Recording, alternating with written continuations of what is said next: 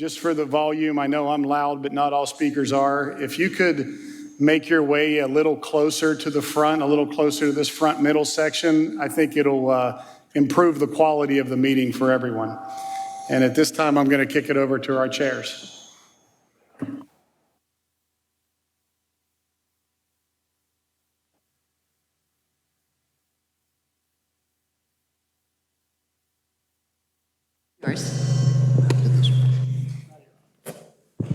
Okay, hopefully everyone can hear me now. I can hear me.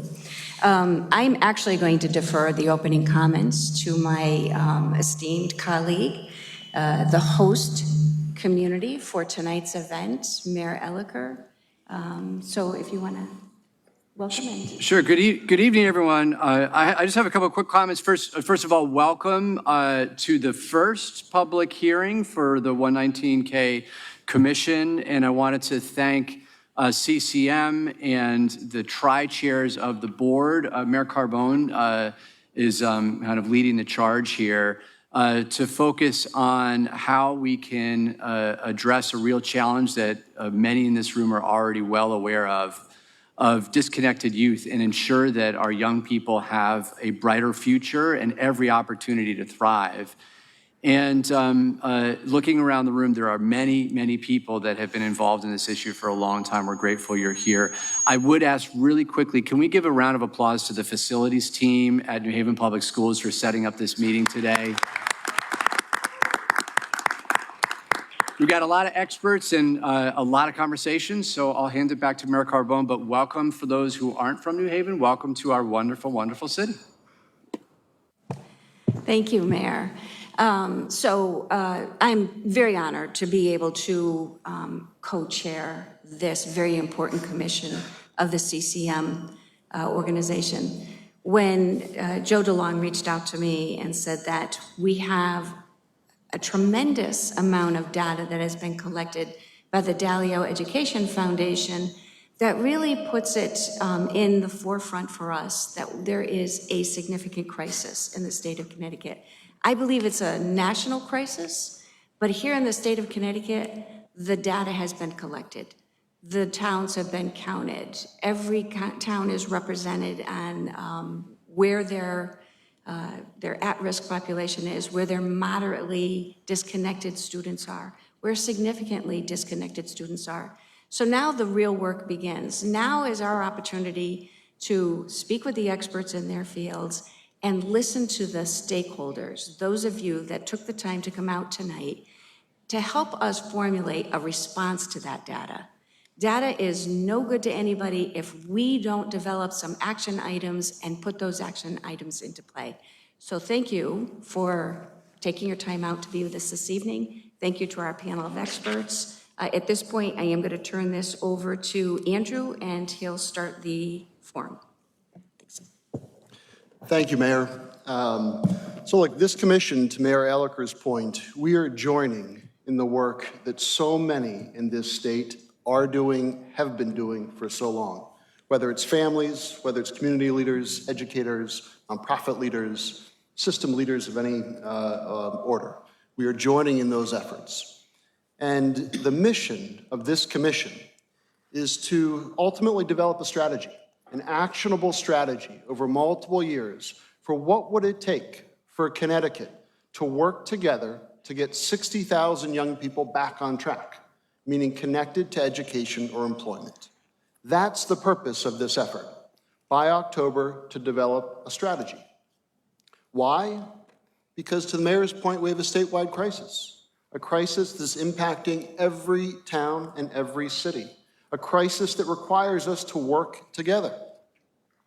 In Connecticut, 20% of young people between the age of 14 to 26 are at risk of not graduating high school or have already disconnected from education and employment. That's 1 in 3 of all high school students in this state. 1 in 3. That's 51,000 young people who have graduated high school or aren't presently employed or aren't connected to post-secondary education. Every town, every city. It's also 12,000 young people who are severely disconnected. They may presently be incarcerated or have already dropped out of high school without earning a GED or diploma and have no job. We have 119,000 reasons to hope, to care, to love. What we're talking about is systems that aren't working for young people in this state. We're not talking about young people themselves, and I say that as a former New Haven public school educator. We're talking about systems, how systems can work better, how we can work better together to truly love every child in this state. After all, these are our children, or they're the friends of our children. It's about how we work better together to love them. And to the mayor's point at the outset, we are building on decades and so many people who have committed their lives, whether by raising a family, building a community, leading an organization, running a school, teaching in a classroom. We are joining in those efforts to ultimately try to contribute solutions to how we help get young people back on track. And as part of that, it starts tonight. We need to hear from you. We want to hear from you. The intent of these regional forums, hosted as public meetings, is one, to hear from experts that are invited. And in a moment, Co-Chair Brown will introduce the first expert for tonight, but it's also to hear from the public. And so coming tonight, sharing your ideas of what it will take to help 60,000 young people get back on track is one of the ways we want to hear from you. Another way, go to the website, 119kcommission.org. Submit your ideas through the website. We want to hear from you, so to Mayor Corbone's point, we can get your ideas to help figure out how Connecticut can help love every child, get young people back on track. So tonight's focus is on systems. Again, how can systems work better in service to every young person? Very specifically, how are they working well? How could they work better? Where are the gaps in systems? And what are ideas to strengthen coordination and collaboration across systems so that together we can be supportive of young people? As part of this discussion, we'll first start with expert testimony, and then we'll transition to public comment. And if I may, Josh, let me turn it to you to introduce LaShante, and then we'll go from there.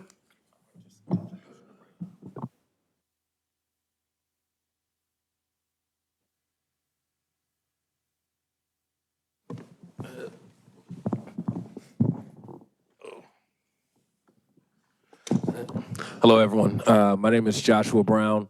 I work for a company, nonprofit by the name of Domus Kids in Stanford. This 119K commission, I was these young people that we are trying to help.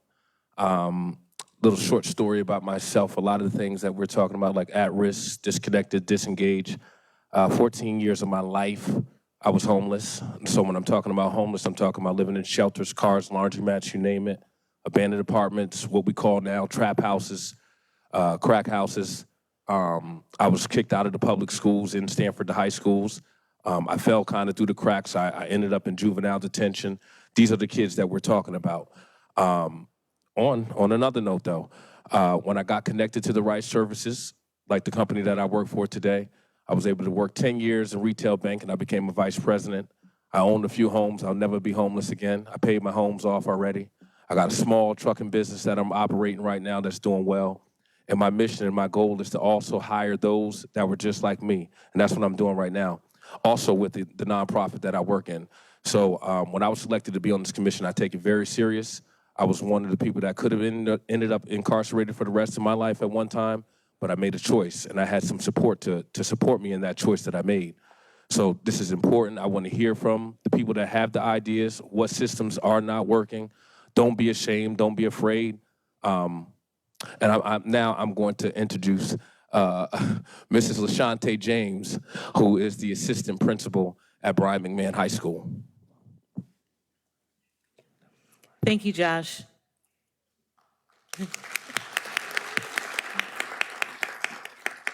So all of my, I think, major career information is on the slide. I was born and raised in New Haven, educated in New Haven public school system, went to Southern Connecticut State University, so I am a true New Havenite at heart. And I taught in New Haven public schools after graduating. The first and only school that I would teach in is Riverside Education Academy, which 20 years ago would have been identified as an alternative education. At that time, students who needed more support, wraparound services, and that wasn't offered in a comprehensive high school would attend Riverside for a smaller environment, a more individualized plan, and not necessarily special ed or 504, but a smaller community that knew the student and could build a program that will allow for them to be successful.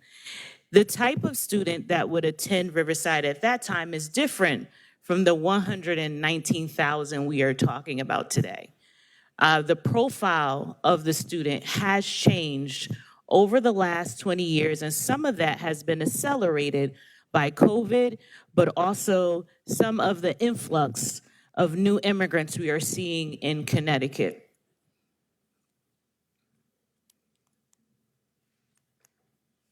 So today, if I can capture my experience in one quote, I want to tell you this story, and I know most speakers, when they want to make an impression on people, a lasting impression, they tell a story. So this quote, and one day, I would go from feeling on top of the world to feeling the weight of the world. And this is recently, less than a month ago, I had a freshman student who is a 17-year-old freshman, newly immigrated to this country, and who has to work for survival, has to work to pay the person he lives with, pay rent, and send money back to his family. And he was attending school up until maybe 2 weeks ago and just disappeared, just dropped off the face of the earth. And we were looking for him. We would call him, and we eventually found him. He didn't know the name of the place he was working in, but he would tell me the neighborhood and the type of restaurant it was. Myself and a truancy interventionist would go searching the neighborhood for this young man, asking people in the front at the register, do you know him? Have you seen him? Getting no's, asking for suggestions on where to find this restaurant. We knew we were in the location. So when I found him, I texted my team back at the building. I was like, oh my goodness, I found my student. I am so excited. I felt like I had just won the lottery. But listening to his story about why he was sent here, the obligations he had back at home, and why he couldn't return to school, I felt like I didn't have the resources to re-engage him. He needed a program that would allow him to still support himself and his family, but to also earn his high school diploma, which led me to reach out to a team of almost 6 people to come up with a plan. And we were able to do something that was unorthodox, that was new, that is a pilot, but it's just an example. That's one story. I service almost 500 ninth graders on a daily basis.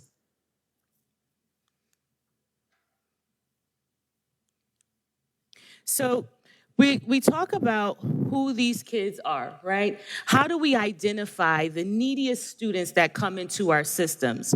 I'm fortunate to be in a position where I collaborate with the RISE network, and I have at my fingertips data systems that identify students based on the risk of them becoming disengaged, but where the opportunity lies.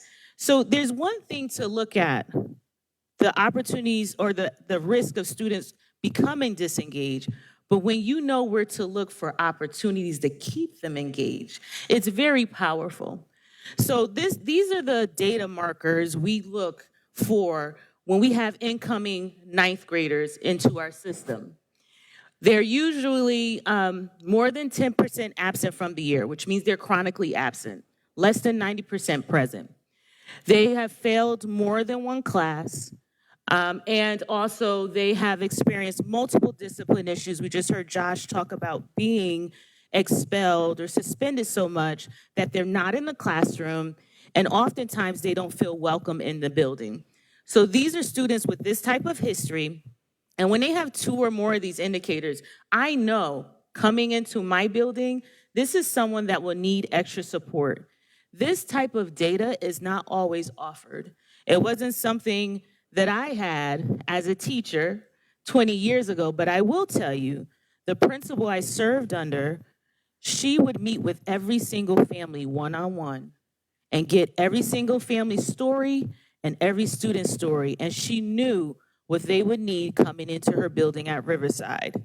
So there needs to be some type of intake system that allows you to know what risk, where will the student fall or become disengaged, and where can you provide them support to keep them engaged. Our neediest students, like I said, has shifted, right, over the last 20 years. We see with COVID and also with access to social media. Now, I may be dating myself, but there was a time where Facebook was only for adults. I don't know if you remember that. You had to have a college account or be older to have Facebook. These students have access to social media, younger and younger, right, at younger ages, and they are comparing themselves to other students. They are being bullied online. So we see an increase in mental health, anxiety, depression, and we're not talking about our students have been exposed to trauma in their neighborhoods, right? So we have these students who are needy. We also have families in need. You know, food is skyrocketing, housing is skyrocketing, and our families have financial constraints, and that weighs on our students.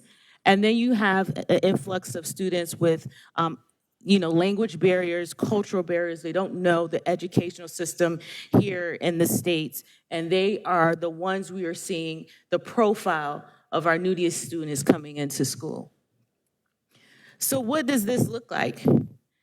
Typically, our tier 3 interventions usually went to our students with IEPs who were special ed. But we are finding that our students who are becoming disengaged or at risk, they need a specialized plan to re-engage them. It's requiring a number of practitioners. I find myself around the table with teachers, counselors, mental health professionals, nonprofit to help us fund resources that we may not have in our school budget. I need city and school representatives at the table in order to provide resources that may be at the city level, that may not be at the school level. The young man I spoke about earlier, we need more alternative opportunities. We learned through COVID how to live in a virtual world.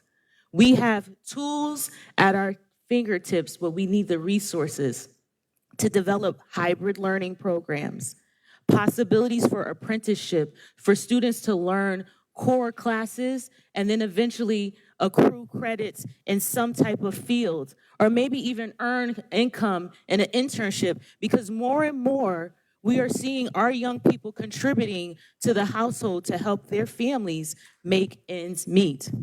Night schools for teen parents, or again, students who are working. What can we offer to make education realistic for these students who need it the most? And lastly, I talked about resources and partnerships. We know that many of these things require funding, right? The tools, funding the people, funding the programs, funding the partnerships.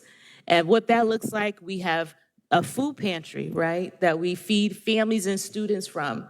We give them coats in the winter, clothing banks. You will hear about housing here, but I have students who need support. I have an 18-year-old who is working to pay his rent with a roommate. So we need to help him with housing. And I have a young 9th grader who is looking to re-engage in school, and her childcare fell through. And it took 4 of us to get her childcare so that she can return to the building. So with all of that information, right, that comes with data. And data is a word that we used to run away from. But I would tell you, anybody who works on my team knows I'm all about my data. And data is only as valuable as the person who is looking for it through it with the lens and the purpose and the action steps, right? So if we're looking at these circles, we hope that the data systems that we can offer will allow us to make education more equitable for the students who need it most. So you have global data that lets us know the demographics coming in and out of our building. We have classroom data. Where are students receiving the most failures? Is it something that the teacher needs more support with? Are pass rates different in some courses than others? Where do we need to fill the gaps there? Student specific, if it's an individual student, their attendance, their grades, discipline, and then gaps that are exposed through assessments. Data, I say, is like, I don't know if you prefer Walmart or Target, but sometimes when you don't go in there with a list, your cart is overflowing. But when you go and look at data using systems, you know exactly what you're looking for. You can change a student's life. So some of the data systems that have worked in my experience have been, I've talked about the RISE network and their data dashboard. I'm able to drill in and look at the student's report card, their attendance record, what teachers they have. Power School, logs and reports that speaks to the system on RISE data dashboard. And then believe it or not, opportunities for teacher teams, that's a system that gathers data. And what I mean by that is the most disengaged students are teamed with 4 teachers, 4 core teachers. Those teachers meet every other day to speak about this student. How can they engage the student? What kind of supports do they need? They're communicating consistently with the parents. We are collecting qualitative data through meeting agendas and support plans, interventions, and then reassessing our interventions. It sounds like a PPT meeting, but it is for students who need to be re-engaged or are at risk of being disengaged. And then you have, this can lead to referrals to IEPs and 504s if needed. But these are the interventions we are putting in place to make sure, but we need data systems. And it does take resources. And the most promising for me so far that I've used has been the RISE data dashboard.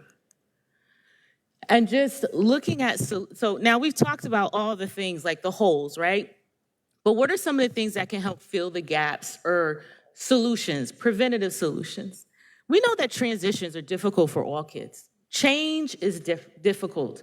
So transition programs have been preventative in my experience. And I've had it as a teacher at the alternative school where students have been able to come in the summer and get used to the building, but also in my experience now as an administrator. So grade 9, I've been on both sides of the coin. Grade 9, we do a summer transition program where students have access to the pathways and curriculum. It's not something academic, it's more enrichment, right? They get it introduced so that they are not as anxious about that transition to high school. We staff that program with teachers from the building. We have a dean of students. We give them exposure to sports or other programs and clubs. We have them participate in a skills class where they learn about advocacy skills and study habits and conflict resolution. We build them up before they get into the high school experience. The other would be through 11th and 12th grade. Those years are very important. So we do a college boot camp. And that college boot camp allows students to learn about FAFSA. They choose colleges within their GPA. They learn about a GPA and what qualifies them for certain colleges they choose or try to choose a major. So their search is focused and they have a plan. Their parents receive a checklist.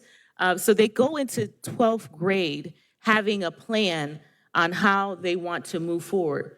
But there's a backside to that. We heard about students who aren't, after they graduate high school, they don't have a job, or maybe they don't complete the process of college. There needs to be a follow-up to students who graduate. We do a program called Summer Melt Campaign. Summer melt, ice melts in the summer. Kids are so excited about going into college and then challenges come up. How am I gonna pay for this? How am I gonna get to the school? I have some paperwork that's outstanding, like my transcripts.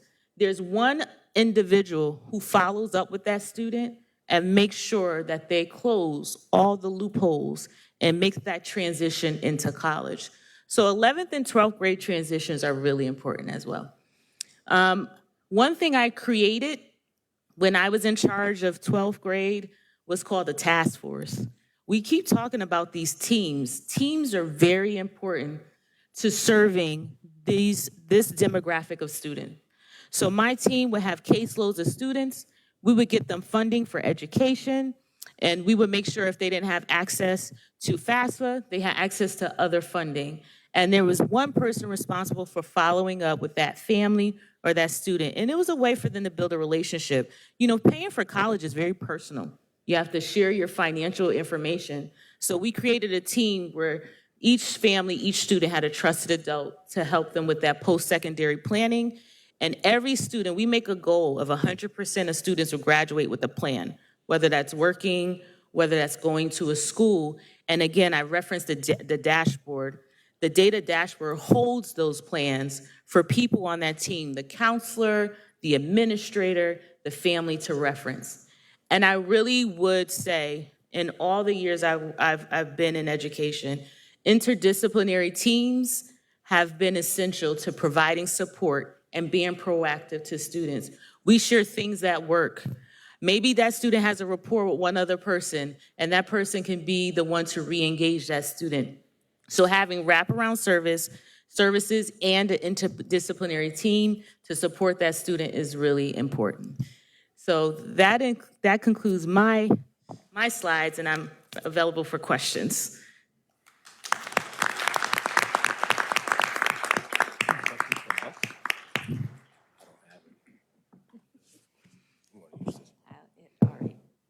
We're gonna put that one behind us so we don't keep tapping it. I love everything that you just said, because in my heart of hearts, I know that it takes a village to raise a child. And everything you've described speaks to all of that. At what point do you engage the family in your approach to these team meetings? The family is woven throughout this whole process, right? Making things clear about the supports that are available allows the family to be a part of it. Just like, and I've referenced the IEP or PPT process, the family is part of the team.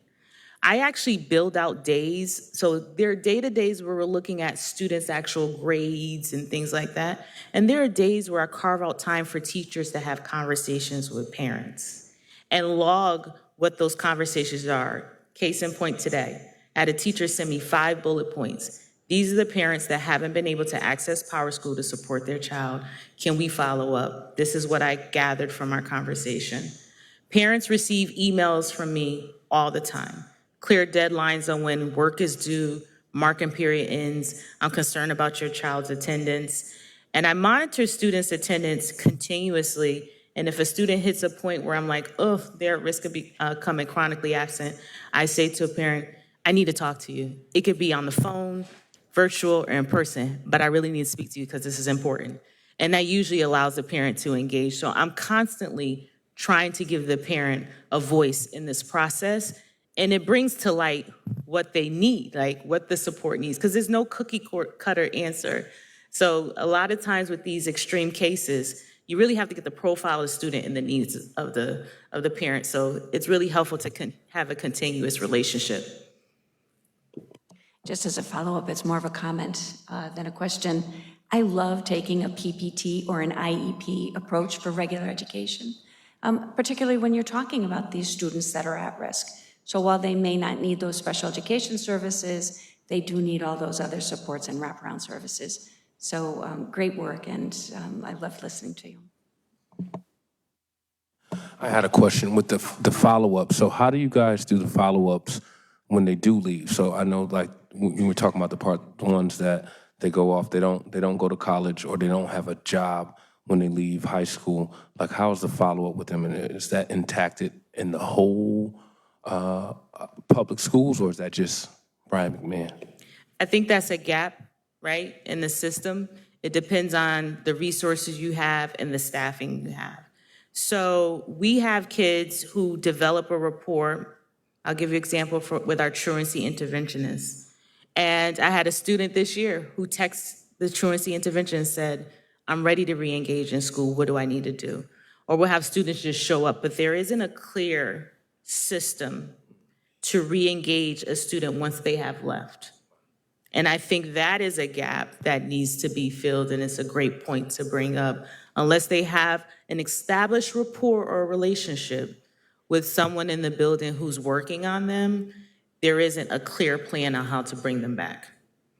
And because I wanted to also comment, like Mayor Carbone, you guys are doing an excellent job, because it kind of sounds like what the alternative school would be doing if they, ultimately, again, I got kicked out of the high schools, so I ended up in a alternative school.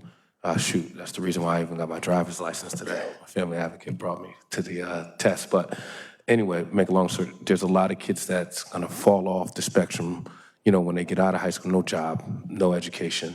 And then the ones that's in the alternative school, if they're not tracking that at McMahon, and you guys are doing it at McMahon, but I'm just saying that if it's not happening at Norwalk High, probably ain't happening at the alternative school. So that's why I had that question.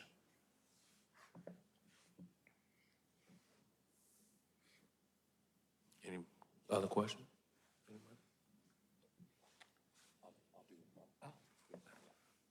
Just quickly, you talked about the contributing factors: mental health, income, instability, and immigration status. I'm wondering if you can maybe drill down a little bit more on those. And my primary question is, how often and to what extent do you see poverty as as the primary driving factor for these cases?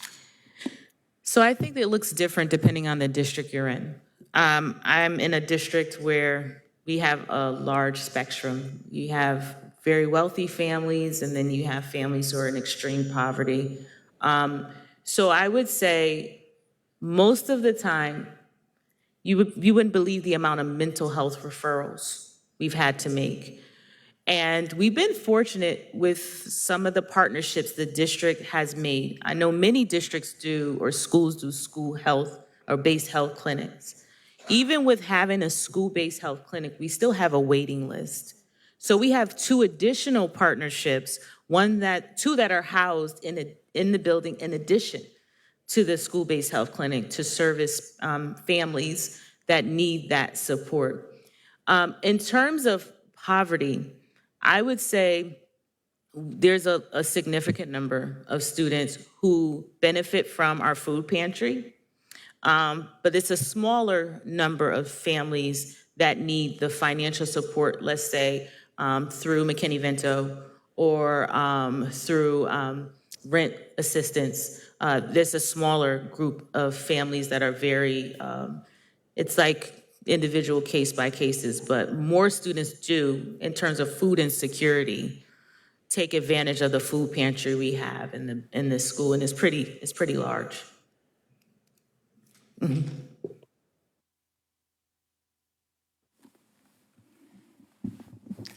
Now, in terms of mobility and students moving, how have you been able to work with other districts that they've gone to ensure that the work that you've gone into setting up these plans for your success or follow through with them? That's a great question. So I would tell you, being from New Haven and working in New Haven systems, when I get a student from New Haven, or if I do, I'm able to call someone I know and get more information about a student because I have that relationship. The other benefit is being a part of the RISE network. There are other network core schools that if someone comes into my building, I can reach out to a core school. I would say that is a gap that needs to be filled for the state, is communication between schools if students transition through different cities. There is an intake process where there's a registration, they meet to pick out their classes, but we really don't get the information we need unless they come with an IEP or a 504 and it's a transition meeting. You don't get the opportunity to have those conversations unless you have a pre-existing history with the district or you're connected in some way through a network. And I think that's something that should be looked at in terms of mobility.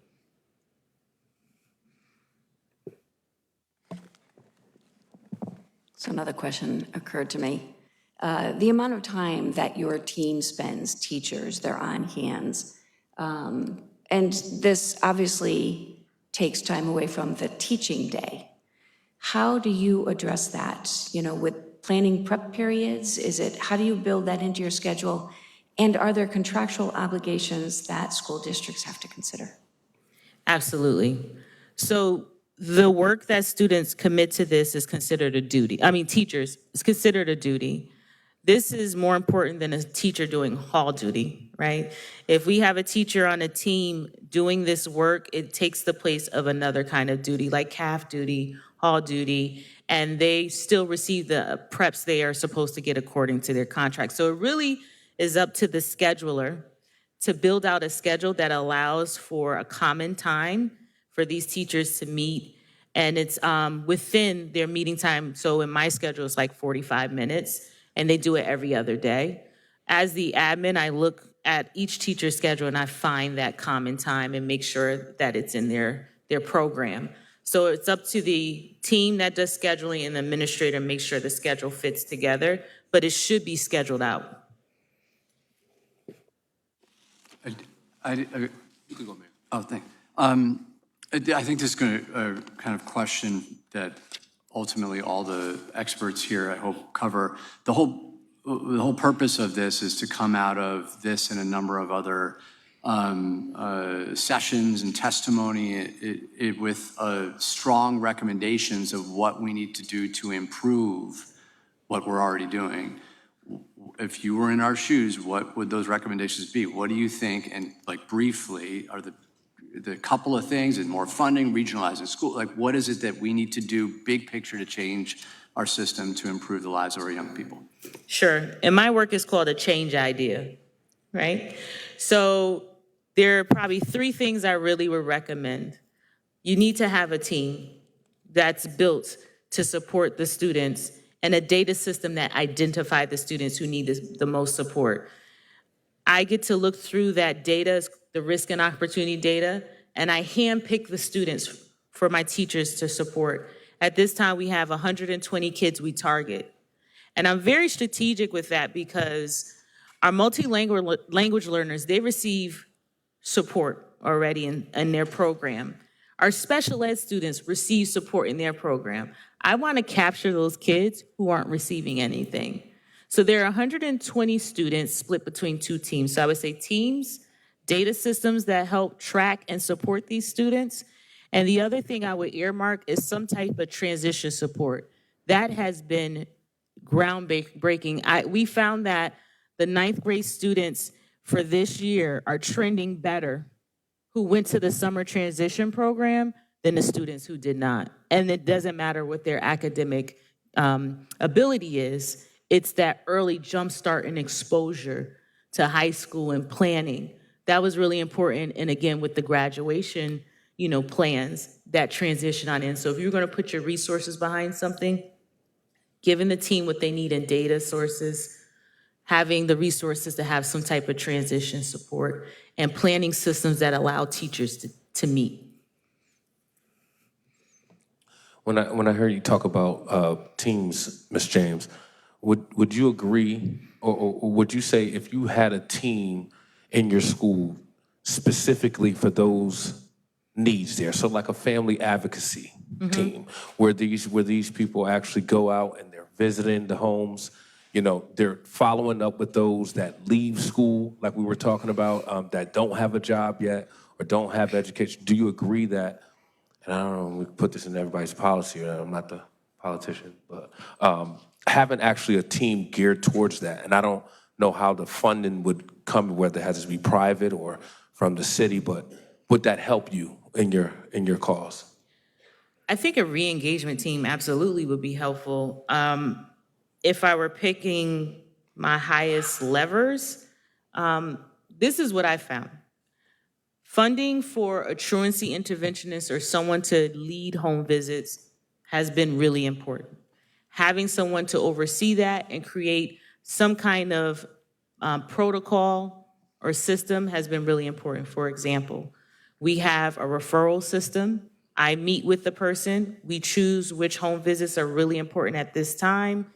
And then we get the student in for a re-engagement meeting if we can, or we refer them to some other support that the student has been disengaged. And then we do an exit survey. What are the things that you need support with, and why are you leaving? So that's been, that's something that's new to us. But I think anybody would welcome it if that was in the policy. But if we were talking about the things that we're target right now, like action steps for right now, that would be like the next part of the plan. All right, thank you very much. I'm looking at the time, and I know that we do also want to be respectful of the people that are here that also want to participate. So I think at this point, we should probably turn this over to Mike Frieda, so you can do the introductions. Thank you very much. My name is Mike Frieda, North Haven's first selectman in the neighboring town. Ms. James, thank you for an outstanding presentation. It gives me a great pleasure to introduce our second speaker, and her name is Lisa Tepper Bates. She is the president and CEO of the United Way of Connecticut. She has over 25 years of experience working in U.S. diplomacy, public policy, and state nonprofit local government. So she is really an expert also. We're delighted to have her. Lisa, welcome. Thank you so much for having me, and thank you to Andrew Ferguson and Barbara Dalio for their unbelievable work through Dalio Education to help make really clear to all of us the challenge that we have before us with regard to disconnected youth. Thank you also to all of the local officials here and your colleagues who couldn't join you today, but who are all willing to dedicate your time and resources, we hope, and thought to this important problem. I'm from Eastern Connecticut and proudly represented here today by Mayor Passero from New London as well, so glad he's here. Just hoping to provide a few additional thoughts for you today. I think what you'll probably hear more of as we go down the table are very similar thoughts. So much of what LaShante spoke about is going to resonate with what I'd like to share with you as well. And so maybe that's a good thing, because maybe that means we're going to lift up some ideas that start to sound very familiar in the way of those ideas, Mayor Elicker, that you're hoping we surface today. I'm going to speak from my experience with regard to work in homelessness and coordination around homelessness in Connecticut. Some of that work, I would argue, actually speaks to an important gap, LaShante, that you signaled, which is that there is no clear system to re-engage students who've left the school system. When the kids are with you, it was inspiring to hear. You care so much about them, you're there, and you are the center of gravity, trying to build that plan. For the kids who have left the school system, who is that center of gravity? And I'd suggest to you there isn't one right now. And that's an opportunity, right, to figure out how do we build that? How do we create that for the kids who are not right now in the school system? With due respect to all that you do, and I think we just can't put that extra burden just on the school system. I think we need an additional aspect of how we can bring resources together. So could we go to the next slide? Or is that me? Sorry, that's me. I have to do that. Sorry. Great. So I'm going to talk to you about a few things. First off, to discuss with you that systems coordination does work. And it sounds like just a very wonky, vague term, but I'm going to talk with you very concretely about coordination that we built into homelessness and our efforts to end it here in Connecticut and how that worked. A big piece of that is shifting away from a program-by-program approach to thinking first and foremost about putting the consumer in the center. Not thinking through my lens as a program that might do very good work in what I do, but thinking about the consumer, and they might need 5 different programs to come together around them. And then again, echoing LaShante, effective systems and data come together, and those can drive the outcomes that we all want to see. And there's evidence for that, and there's a way to get there with regard to disconnected youth. Then I'm going to speak briefly to another work stream that I think dovetails so importantly with the Dalio work, which is the Campaign for Working Connecticut, which has also worked on this issue of disconnected youth. And part of that is to discuss the process that we hope might be helpful to you to think about. And then we're going to end with just a few thoughts, Mayor Elicker, about what we would like to do, especially from that Campaign for Working Connecticut work, where we would like to suggest you might start. Next slide. That's me again. Sorry. All right, so with regard to the homeless system, before we coordinated, and I think this is probably the experience that a young person who is disconnected would have today, you feel like it's a maze. You're trying to navigate a maze all by yourself to get to that center place, which is a home, stability, maybe the mental health support you need, a job, and it's all up to you to figure it out. Josh, it was heartbreaking hearing your story, and yet I've seen that same story for so many people, right? They can't put it together easily on their own, and yet we expect them to do that, right? We expect them to navigate multiple programs, figure it out, build their path, and get there. With regard to homelessness, what we tried to do in Connecticut, and are still pulling together, we said put the client at the center and make the programs come together around them. So start with a person and say, what does this person need? And then pull each of the programs that can provide a piece of that. Pull them to the client and have them work together. And I'd suggest to you, all of you who are funders, make that a requirement of your funding, whether it's city or state or federal.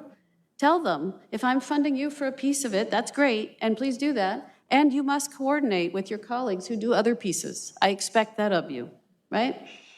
And that's how you can make it work. And bringing the resources together that way will maximize the dollars you do have. And I guarantee you there's not enough. We need more investment. But I would also guarantee you we're not maximizing what we do have because we're not coordinating those resources as best we could. So just to take this a step further, this chart here shows you that when we brought that coordinated system together, pulled all the resources to the table in Connecticut, we were able to reduce homelessness in our state by about 60% in less than 10 years. There was some new money, but that wasn't really the secret to it. We actually were keeping track of people, one person at a time, and figuring out what each person needed, and then having different programs work together. And so, that works. So I would submit to you, that's a chart right there that tells you this works. So from that, let's talk about what does that system really look like? And I want to be pretty concrete. And again, LaShante, you're just going to nod through this because you talked about a lot of this.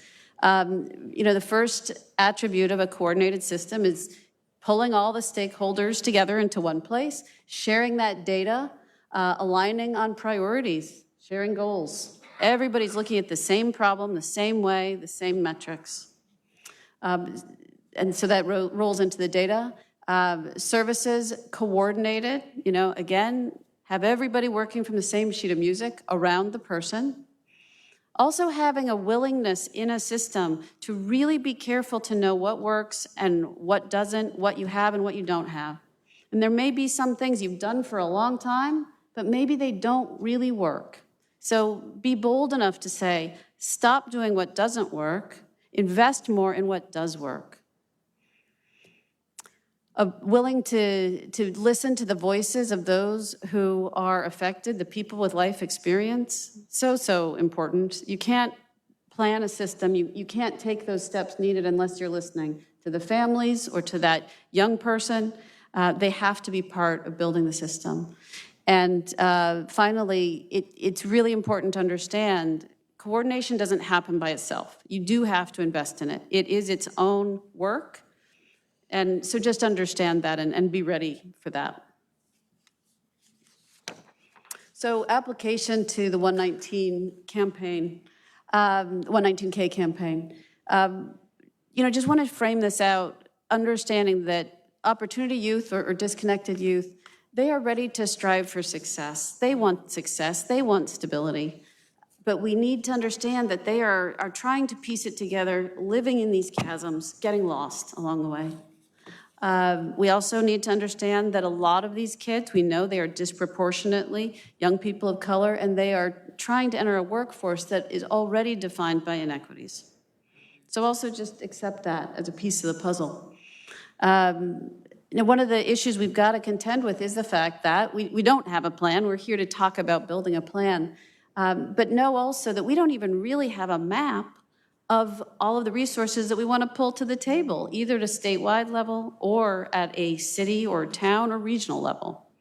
So understand that piece.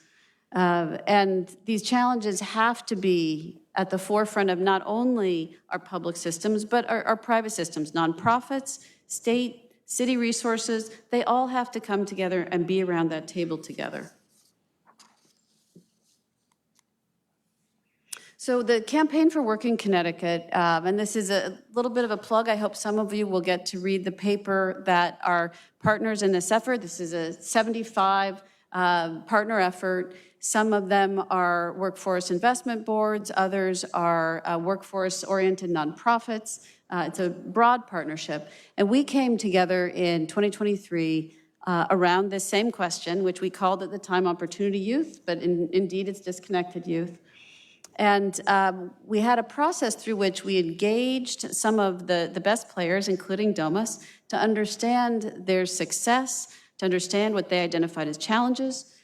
We interviewed young people who were in this disconnected youth population, and we tried to pull together a long-term vision with the data available at the time. And we knew at the time that the Dahlia report would be coming on the horizon, and it did, and we were lucky for that. And that data really underpinned for us a great number of the conclusions that we were able to draw. But we started with who is out there that we can find, talk with them about their success, talk with the people experiencing this, understand how we then get started. So I hope some of you will have a chance to look at that. And what I think we found in the way of starting points are that we really need to understand what we have, for starters. So mapping what's available in the state is a really important starting point. And then we have to target untapped federal funds that we believe could be used more successfully in Connecticut to help leverage more success, more work in this area. We need a shared data platform. We talked about data. It's important. It requires investment. And we also know that there are some places that we should get started with investments now. And some of these are listed here: career-based education and training, very, very important. Youth career navigation and social supports. Again, the same theme of coming together around people in that wraparound fashion to make sure we're meeting all their needs. And subsidized employment to help people get a start in the workforce. These are things we already know works. So there are two pieces of this: pulling the system together, but let's not wait on investments with what does work, right? Let's start building the system, understanding how to pull the pieces together, but let's invest in the things that are working. Let's not wait. So I'll stop there. Thank you very much for the opportunity to speak with you.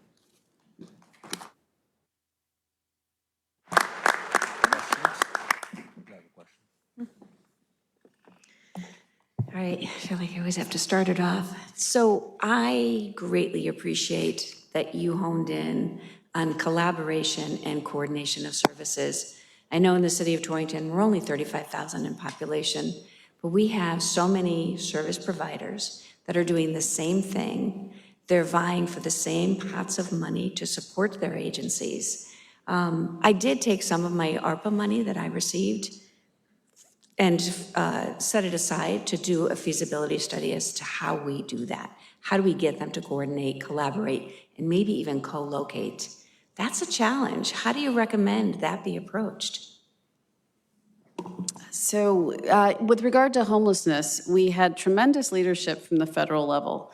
The Federal Department of Housing and Urban Development, which is the primary funder of most work to end homelessness, said, you have to do this if you want our money.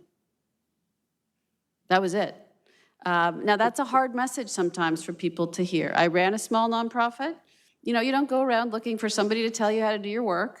But when you say, this is our mission together, and so let's come together and let's understand what you're best at. What am I best at? What are you best at? And let's all do what we're best at. And then let's come together around each person. And then we each add our piece, right? Let's not compete with each other. Let's try and figure out what you can do best and what I can do best, and let's work together. And what we found is that and I want to be honest, that can be very threatening at first. But we said, this is something we have to do, right? The funding stream requires it. And once you get going and there is a sense of success, it gets easier because everybody sees that we're achieving what we wanted to achieve. We're helping people. We're seeing positive outcomes. That was the whole goal. And so it does get easier. But, again, it's real work. And that's why you have to fund somebody to be that coordinator. And I think you have to say, we're going to do this on a person-by-person, name-by-name basis. And we're going to meet together every week, and we're going to say, how is Josh doing? What does Josh need? And who at this table can follow up on that and make sure to provide that, and this piece and this piece. And then the next week you come back, and then you say to me, did you do that piece? Where are we on Josh, right? And you keep doing that. And then people get used to a new way to work together. But it's a change, and so that's going to be a challenge. But I think when people see the success, then they get committed to it. That's what I would suggest.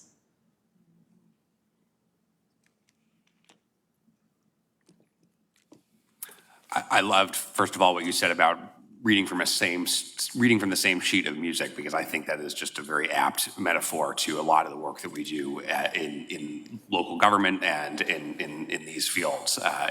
If someone's not playing, if somebody loses their timing for even a minute, it all kind of falls apart. But it's extraordinary what can happen when everybody is on time. And I think that, clearly, the coordinated access networks have been an example of that. I feel in some ways it's been the exception that's proved the rule. And I guess my question is about United Way as a state contractor. You run many state services for the state. You guys run 2-on-1. Many of your member agencies are contractors who administer state programs. And all of us, I know, hear from our legislators and from our nonprofit providers every year about how they have not seen real increases in their cost of living and in their wages at the nonprofit provider level, that legislators are continually trying to rectify that, but it's been a challenge. And I guess I wonder if you could speak to just the way that state services are administered in Connecticut and to the extent to which, through nonprofits, and the extent to which that's been an obstacle, the extent to which maybe that's been a benefit to achieving these successes. And that's going to be just such a big factor, I think, in all of these issues that we're talking about here. Yeah, so I think I would start by saying that Connecticut's social service delivery system does rely very heavily on nonprofits to deliver the services, as I think people know. There's a lot that's good in that, and there are studies in Connecticut that have shown that the services provided by nonprofits are often more cost-effective and higher in quality. And so I think we should all be proud of that. And we have some very good collaboration with state partners. I would say it is a challenge to work with budgets that in some cases have not gone up in 10 years or more, right? Dollar figures of contracts. You can't deliver the same work product in 2024 and the same volume for a contract that has been level since 2014. And that's the case for some of us and some of our services. So that's a real problem. I think, and I don't think I'm alone at this table, I think that Connecticut has got to make some decisions about investing more in our people. We're seeing cost of living go up. Our ALICE data, which is familiar to many of you, reflects that for families in Connecticut, the cost of basics increased by 18% in the last 2 years alone. That's real. Families struggle with that every day. And one of you asked about poverty. Our perspective on that would be that poverty shatters families. Most of the homeless youth that I got to know came from families that had struggled mightily and fallen apart under the pressures of poverty. So that is, I think, very deeply connected here. It might not be the only issue when we talk about disconnected youth, but it's a big piece of it. So I believe very firmly that we've got to invest more in families in Connecticut. in people generally, but in families in particular. So that would be part of what I think I'd answer. Lisa, I really appreciate what you've shared, and help us, so take these principles of a coordinated system and apply them to how this crisis would be addressed and how Connecticut could work together to get 60,000 back on track. Should it operate at the state level? Should it be a local level? Who should be in charge? Who's the quarterback? Is it the governor? Is it a mayor? How do you think about applying it to this? Oh, that's a great question. So I think one thing that probably everyone in this room knows is that Connecticut is very localized. So what might work in Eastern Connecticut is not going to be the same answer for New Haven. But there are general principles, I think, that you can employ here nonetheless. You do need a statewide effort, I would suggest. But you can have a template that can be adjusted. Whether it's maybe at a city level, or cities have very dense populations. They might just need to work on a city level. They might want to work on a regional level. In Eastern Connecticut, where I live, regional cooperation is important. But the key thing is to pull to one table nonprofits, local entities, and their state partners, and to have somebody who is sitting at that table able to be the convener, able to keep everyone on track, and able to be the holder of that by name list of who are the kids we're working with. And frankly, that can be different in different places. In one place, that might be a city entity. In another place, it might be a nonprofit. I think each region, though, or if it's at the city level, you just have to commit to who it's going to be and then get moving. And if you do have slightly different templates, or the same template, but maybe different models that you're building, then you learn from each other. And that's good, too. So I think it kind of has to be all of the above, everybody at that table, and identify the best coordinator who can be there. Yeah. To build on that, so what's stopping Connecticut from doing that tomorrow? Is it knowledge? Is it will? Is it policy barriers? What's in the way?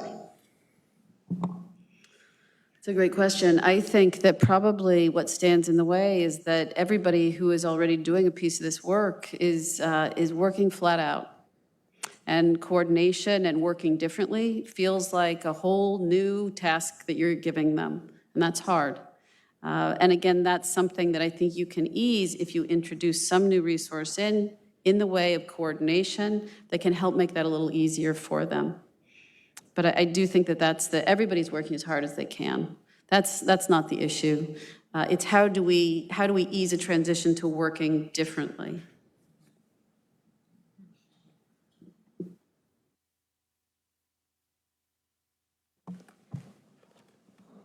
I'm not seeing anybody else, so I'm going to ask a follow-up. When you talk about creating, it almost feels like an IEP for our homeless. They've left school, now let's do an individualized survival plan. We know that our homeless is also transient. So we might be able to establish these coordinated efforts, a template that each municipality is using. But I almost feel like that also has to be information that gets shared where that individual may relocate. Yeah, so you're right in some ways, but I would say also one surprising thing about homelessness in Connecticut is that people do tend to actually stay in an area. In fact, many people that I have known who are homeless are loath to leave the city that they know because that city is their home. So in fact, what we found is people don't tend to move around Connecticut as much as you might think when they experience homelessness. And of course, that for some, you might have a family who has an opportunity to move to a different part of the state to live with relatives, right? That kind of thing happens. And so I think it's critical that you build in the ability to communicate across the state. We did build that into the coordinated homelessness response system so that from one regional team to another, you could hand off or keep working with people. And that's critical. You don't want to start from zero.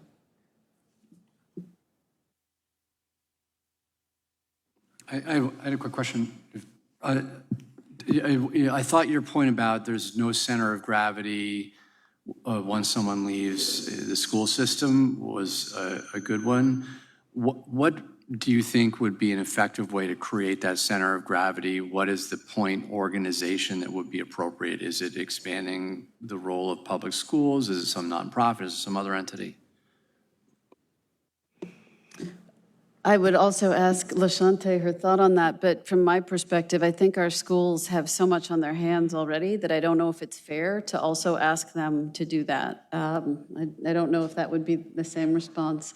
But I do think there are some very good nonprofits in the state, and there are also, my colleagues in the United Way system, right, and others who I think if there were a source of funding, and you could even just have an RFP, and say, we're looking for coordination, we're going to have this many regions in the state, and ask entities to submit proposals. I think you would get some really great leadership level nonprofits or maybe even city governments that say, I can do that, and here's how, and here's why.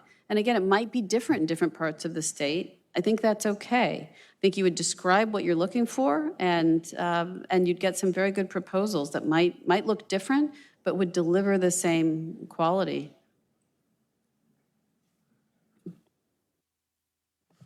I wanted to actually second something that you said about the homelessness.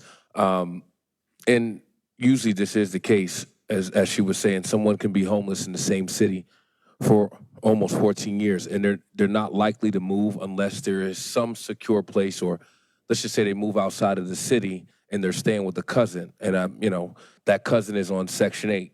They cannot report to housing that those kids or that family's living there, because instead of 4 people being homeless, now it'd be probably 8. So to be both of those families would be homeless if housing finds out that that family is actually staying there. And then what do we also go through again too? Those people are probably going to school.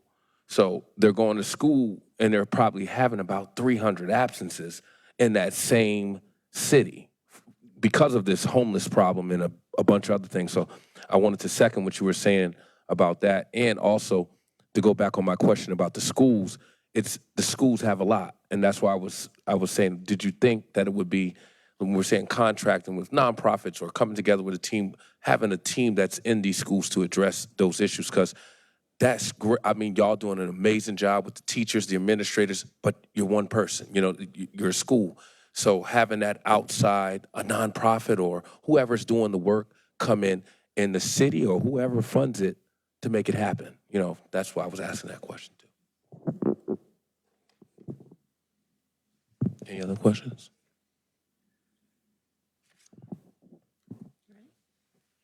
Thank you very much. Greatly appreciate your insight.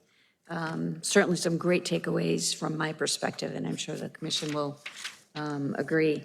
So at this point, I think we can move on, and I'll turn it over to Mayor Elicker to do the next introductions. Thank you. Mr. Brown and First Selectman Frieda had the pleasure of introducing one panelist each. I have the pleasure of introducing 3 panelists, which is exciting. The Tao Youth Justice Institute, created in the fall of 2014 as a university, state, and private partnership, University of New Haven, State of Connecticut, and the Tao Foundation Partnership. The Tao Youth Justice Institute was first dedicated institute in Connecticut, including to directly study issues related to juvenile justice, including recidivism, sentencing issues, prevention, among other issues. And in the past decade, Tao Youth Justice Institute has led the way in juvenile justice reform, creating the Connecticut Institute for Youth and Police Relations, a Restoring Connecticut project focused on restorative practices, among other initiatives. With a decade of experience in system coordination as a university, state, and private partnership, I'm excited to hear from and introduce our 3 experts from Tao Youth Justice Institute.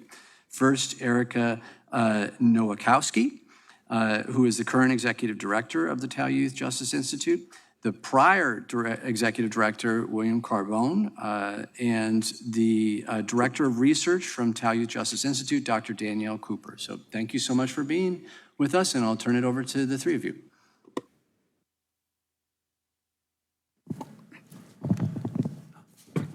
Thank you very much, Mayor Elicker. And this is a city where I was born and raised, and where I raised my 3 kids, and so Mayor Elicker is also my mayor. So it's a pleasure to be with you tonight and to be with all the rest of you. I don't know if I'm related to you, but we happen to share the same last name. I want to begin by really thanking the Dalio Foundation really for your timely publication of Connecticut's unspoken crisis. Tonight, I want to speak to you about a group of children in our state, those who are under the age of 18, and those kids who are actually entering our juvenile justice system, getting arrested, coming into the courts, perhaps spending time in detention centers, perhaps being incarcerated. I want to share with you what I found in my many years of experience working in state government through the probation system, and of course teaching at the University of New Haven, in particular teaching youth justice. What I've come to learn about the multiple risk factors that allow us to better understand why kids commit crime. And I think if we better understand these risk factors, we can really understand the connection to how kids become disconnected. So what are they? So right now there is a substantial body of knowledge and research that is available to us to answer the question of how kids become disconnected and why do they commit crime. I want to address 2 of these risk factors tonight. And some of what I say may be a repetition of what others have said, but I think it's important to keep making this point. And the 2 factors I want to address are schools and families. Perhaps the most common denominator that we see among the kids that come into the juvenile justice system is academic failure. And this is not new. This has been the entire time that I have been teaching this. And every research report that I have ever read continues to confirm this. For many of these kids, going to school, I think, is a daily reminder that they simply don't measure up. For a host of reasons, they are falling behind. I would include in those reasons kids who are chronically absent from school, which causes them to fall behind. Kids who are subject to disciplinary actions that remove them from the school, and in many cases cause them to fall behind and leave. And so many kids who have unmet or undetected learning disabilities or mental health problems for which they are not getting the support that they need. So if you can imagine going to school every day and trying to be engaged, if in fact the papers you get back are not A's, they're not good papers, if in fact the reputation is you're a troublemaker. So, I tend to understand why some of the kids don't go. And this is in no way, by the way, a criticism of the schools. I'm trying to help us to better understand about the kids themselves. So what happens when they're not going to school? So I would submit to you, when they're not going to school, they're with other kids who are also not going to school. Disconnected kids have a way of finding and linking up with other disconnected kids. Given the fact that they are in their teenage years, when do we see the most kids getting arrested and sent to court? You're looking at that 13, 14, 15, and 16-year-old group. So what's happening during these years? The hormones are pumping. They're going through adolescence with its normal biological, social changes. Their brains, and anybody who's raised teenagers knows their brains are certainly not developed. The neuroscience is teaching us that the sections of the brain that actually govern impulsivity and decision-making are among the last to actually mature. It's right behind the forehead. And so what do they do when they're together with other kids? They find ways to have excitement, and they make some of the stupidest decisions. But we know why they make the stupid decisions. And you ask them, why did you do something like that? I don't know. And the truth is they don't know. They really don't, because they don't understand it. So I think if we want to do something about youth crime, I've always felt that the most important thing that we could do is to keep kids in school. and keep them engaged in school. By the way, in my experience, the kids who are disconnected from schools also get disconnected from families. Many of these kids are on their own for a whole host of reasons. They have lost the bond. They've had a loss of attachment between them and their families. And they're disconnected from the communities where they live, which is a shame, because in many of those communities, there are many pro-social activities that they could get involved in, whether it's remedial education or that the families can be involved in through family counseling or parent education or therapeutic interventions. And I've always felt that we didn't just learn about the academic failure of these kids when we see them in juvenile courts, when they're 13, 14, and 15. There had to be signs of that at a much earlier age, at a much earlier grade. And maybe it was when they stopped coming. Maybe it was when they started to accumulate disciplinary actions. I would urge Dahlia to take a look at this population and to look at this very critical first steps into the justice system, some of the things I've identified that lead to school failure. We need a full court press for those kids to get them re-engaged in school, but we also need to think from a preventative standpoint about not letting future kids fall into this net of delinquency. For a whole host of reasons, we need to worry together about these kids. All of the data that we see at the University of New Haven suggests that if you're Black and brown in our state, you have a higher chance of getting arrested and you have a much greater rate of getting adjudicated and substantially higher rate of getting incarcerated. So what does it mean for these kids who get incarcerated? In the deepest end of the system, they have the toughest job of trying to get back to a normal life. The second risk factor I want to talk about are the families of kids who are in the justice system. And I would submit to you that where you have a disconnected youngster from school, you have a disconnected family. What are the characteristics of the families that we see of the kids that come into the juvenile courts? At the time of the incident, the family's in crisis. They're in some kind of state of dysfunction.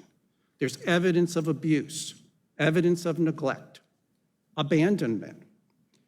Families with lots of conflict. It always amazed me how kids survive in some homes where there's a tremendous amount of conflict for a whole host of reasons: domestic violence, gambling, infidelity, for whatever, broken homes. And sometimes even parental criminality. And so we think about the influence of role models in that context and who the kids are looking up to. Poverty is extremely common in this population. We can't disconnect it from poverty. The highest rates of juvenile crime are in the lowest income areas. Families of these kids are struggling to make ends meet. Oftentimes, it means they have multiple jobs. And so what does that mean for the kids? Less supervision. Kids who are 12, 13, 14, on their own more and having far more independence than their age should ever allow. The families of these kids are just as disconnected as the kids. The community support systems that may be there where they live, they're not attaching to them. And there are supports to help people with income, help them with jobs, help them with training, help them with housing instability, food insecurity, family counseling.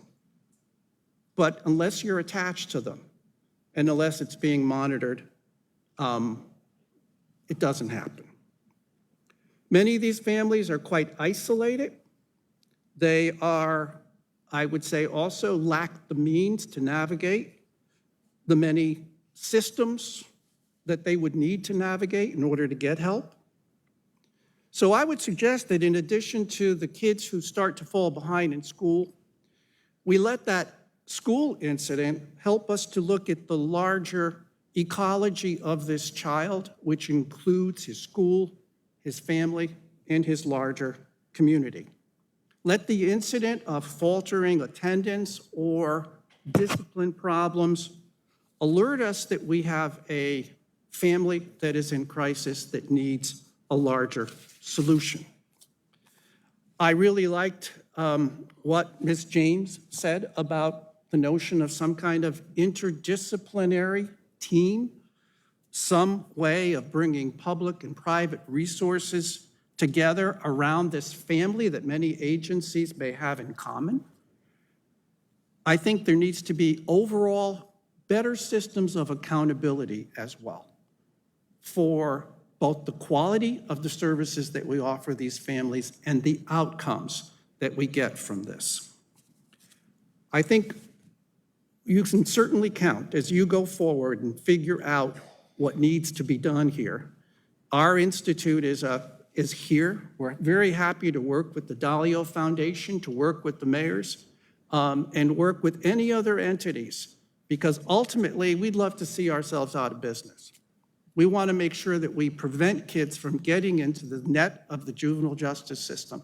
And that's going to require a tremendous effort in the future to both be responsive to the kids already in it, as well as to prevent more tragedy by having more kids come into it. Thank you.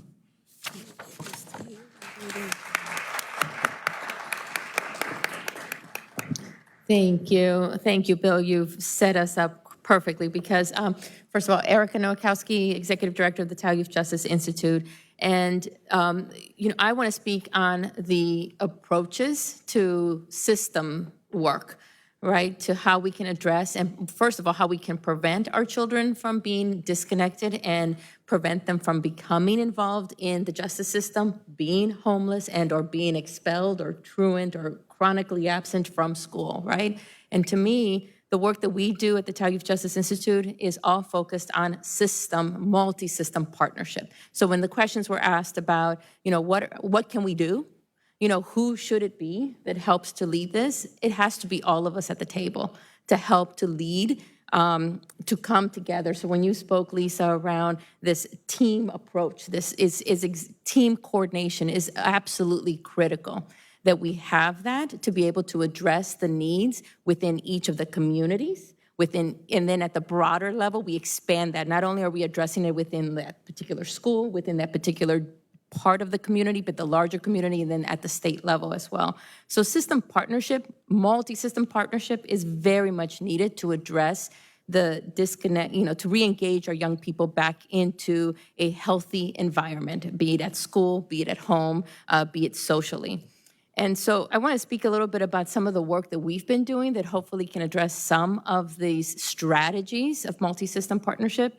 And I'll give two examples of legislative, and this is at the state level, 2 legislative committees. And in that committee, in those 2 committees, you have representation of all members, from legislators to advocates, to the nonprofit agencies, to educators, and to the people themselves that are impacted by the policies that are made every day, the reform efforts that are put in place. And those 2 committees, one of them, Juvenile Justice Policy Oversight Committee, and then the newest one, which is Children's Behavioral Health Committee. Those 2 committees, is that same structure that I just described, is the structure that applies to both. And we, meeting once a month, we come together to educate ourselves about the data. What does it say about our children's behavioral health needs? What does it say about our children becoming at risk of being disconnected and being involved in the justice system? Or, and by the way, we don't just tackle, juvenile justice. We tackle all the different areas that our children may be impacted by: the education, homelessness, and vocational. We tackle all of those areas in this roundtable of conversation, and we come together once a month. But that's the sort of the big picture of where we are looking at the data. We're looking at what the research says. We're focused on the healthy debate, but a lot of that work goes back to back to the communities, right? We have to go back and look at our stakeholders who are working within the communities and asking them the questions about what does work, what doesn't work within your community to ensure that we're preventing our young people of becoming justice involved or being disconnected from education. I would say that in these types of multi-system conversations, Bill said it perfectly, the education, I put that on top of my list. Education is vital for us to address what our kids, our young individuals need to be successful and to thrive and to graduate and then move on into higher education. But we need to look at the policies that are possibly becoming barriers to them to be able to achieve those things. One of the pieces of work that we did this year in the Juvenile Justice Policy Oversight Committee is the check the box on higher education. You know, when you're asking a young person who has maybe had history of disciplinary issues, maybe has been suspended a few times, maybe even expelled, when they go, you know, they're back on track and they go to apply for a college admission and they have a question there about, have you ever had history of being suspended? That young person may not necessarily feel like, they may feel right off the bat that that is already a barrier. I cannot apply to this college or I cannot apply to this higher level of education because if I mark that I was suspended multiple times or they see my transcript that I was suspended or expelled, I won't have access to that at higher education. So those are policies there already that we need to review, we need to evaluate, and we need to determine, why do we have it? Why, you know, is it a barrier to our young people who are trying to get back on track? And, you know, is there another way around this kind of a question?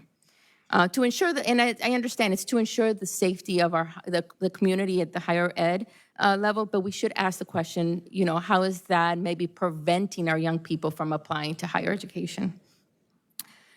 You know, other examples that I'll use about education, and this is more on the deeper end of the system, is that once our young people are incarcerated or in detention centers, how are we ensuring that the educational services that they're receiving in those facilities is up to par?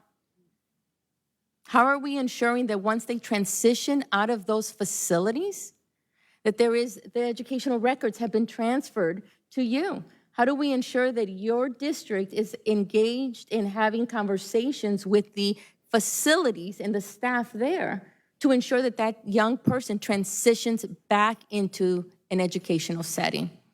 And it's not just about making a phone call, or it's not just about transitioning the record. There needs to be a whole team effort approach to that team's coordination, right? To bring together to ensure that that young person, way before they are released from a facility, are smoothly coming back into the community and back into their educational setting. But first thing first is we also need to ensure that while they're in those facilities, the educational services while they're in the facilities are up to par as well. Other areas that I want to speak around education is around access to vocational and alternative, you know, type of pathways for them. That maybe it's not the traditional high school, college, but other access for them, pathways for them to be able to access vocational or non-traditional educational settings. Right now, we don't do a very good job of that. I think that there is services out there, but again, it's how are we communicating to our young people that there's other pathways for them to be that are available to them, and it's not just a traditional educational setting. And then, you know, a couple other things I want to just really highlight. You talked about homelessness, and Dr. Cooper, I'll give her the floor next. You know, one of the studies that she has over and over again continuously brings up to me on a regular basis is, you know, at the center is our kids are, hopefully they're engaged in education. But if there is barriers to that, it may be due to homelessness. It may be due to the disconnection of the educational services. It may be due to a variety of health issues that we may not be aware of. And so I know that, you know, Dr. Cooper may speak to this, but how are we evaluating all those risk factors to and looking at what the data says, looking at what the strategies are to help in all of those areas to then ensure that that young person is healthy, has a home, and can be, ready to start their day in an educational setting. If they don't have those pieces, education or their class, what is happening in that classroom that day is going to be very, they'll be distracted. That won't be the thing that they'll be thinking about that day. So again, just, top of the list here is teaming, coordination. It's so important, but bringing together the multiple systems to tackle this is going to be very much needed for all of our young people. I'm so thankful to be here with you all tonight, and I will be very brief. I just want to thank you, commissioners, and especially community members. My name's Danielle Cooper. I am a resident here of the city of New Haven. And what I'd like to do in these last few closing minutes is really kind of talk to you about some of the things that the data highlights for me, not the data itself. But when I hear 119,000 young people, when I hear that we're focused on 14 to 26-year-olds, this makes me pause and applause, because it's very important that we continue to make people more aware of the breadth of adolescent development. When we talk about what does it mean to have this concern for this group, I want you to know that from the justice lens, we're consistently trying to figure out what is the right size of our system. What does that mean in terms of who's served in it and who's best served in some or the other earlier prevention atmosphere, right? Whether that be at the local level or whether that be through state reform. I also really want you to realize that a lot of times our hearts are easily hardened toward those older young people. So by tying them together, it reminds you that while you may see a gap between that 14-year-old, that 24-year-old, that 26-year-old, the need for support, the challenges that they are struggling with, the agency and the status frustration that they're feeling is still very commonly there. The other thing that I really want to point out to you is when I hear 1 in 5 youth, when I hear 119,000 young people in Connecticut, it also breaks my heart for the other 4 out of 5 youth. Because if we're in a room together and I can't breathe, you can't breathe. If we're in a group project together and I'm not carrying my load, you have a harder project. And if people don't believe in you and I'm watching them not believe in you, I'm wondering what's going to make them not believe in me. So it is the whole of the 615,000 young people that we are really carrying when we talk about the work here. And I'd like to make that even broader for you. I'd like to make that all 3 million plus of us here in Connecticut, because those children are a part of communities that represent parents, but those children are a part of systems that represent educators and law enforcement and superintendents and all types of people, as we've mentioned, that are doing work, but that are also struggling to find support and community in that work. So while I want us to dig in for the youth, I also want us to figure out how to look around and sturdy each other, to complement each other for the work and to continue to build each other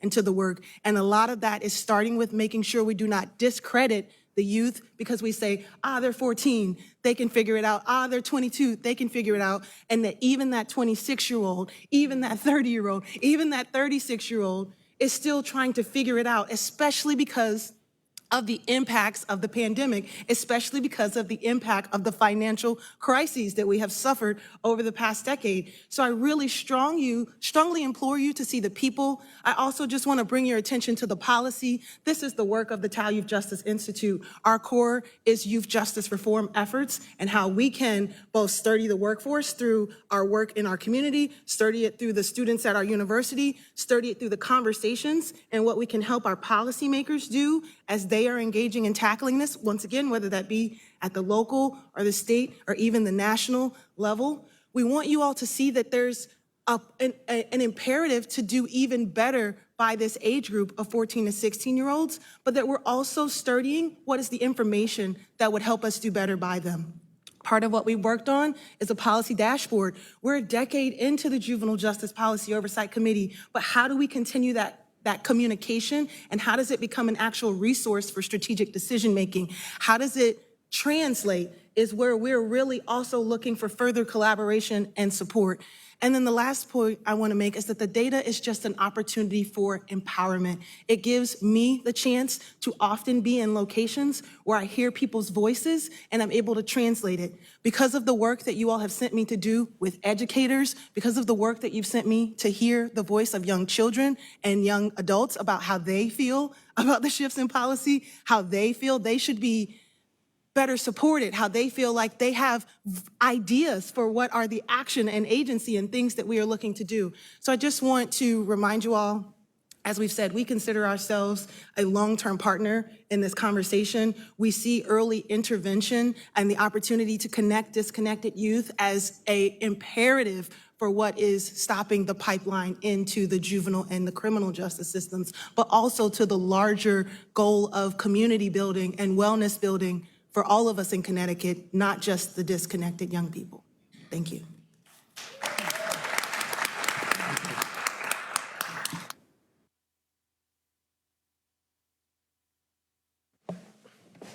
Thank you. I think that was such a great way to wrap this up, because I think that's what we're all feeling is, the disconnection of 119,000 of our youth impacts all of us economically, socially. To reengage them really means reengaging our community. So to the panel, any questions for the TAO organization? Excellent work. Yeah, Comment. great. Yeah. So the one question that I would ask, and this is to Ms. LaShante, does your team approach include any of the judicial system? Is there? Yes, so in Norwalk, it's called Juvenile Review Board. So I'm in constant partnership with them and how to support families.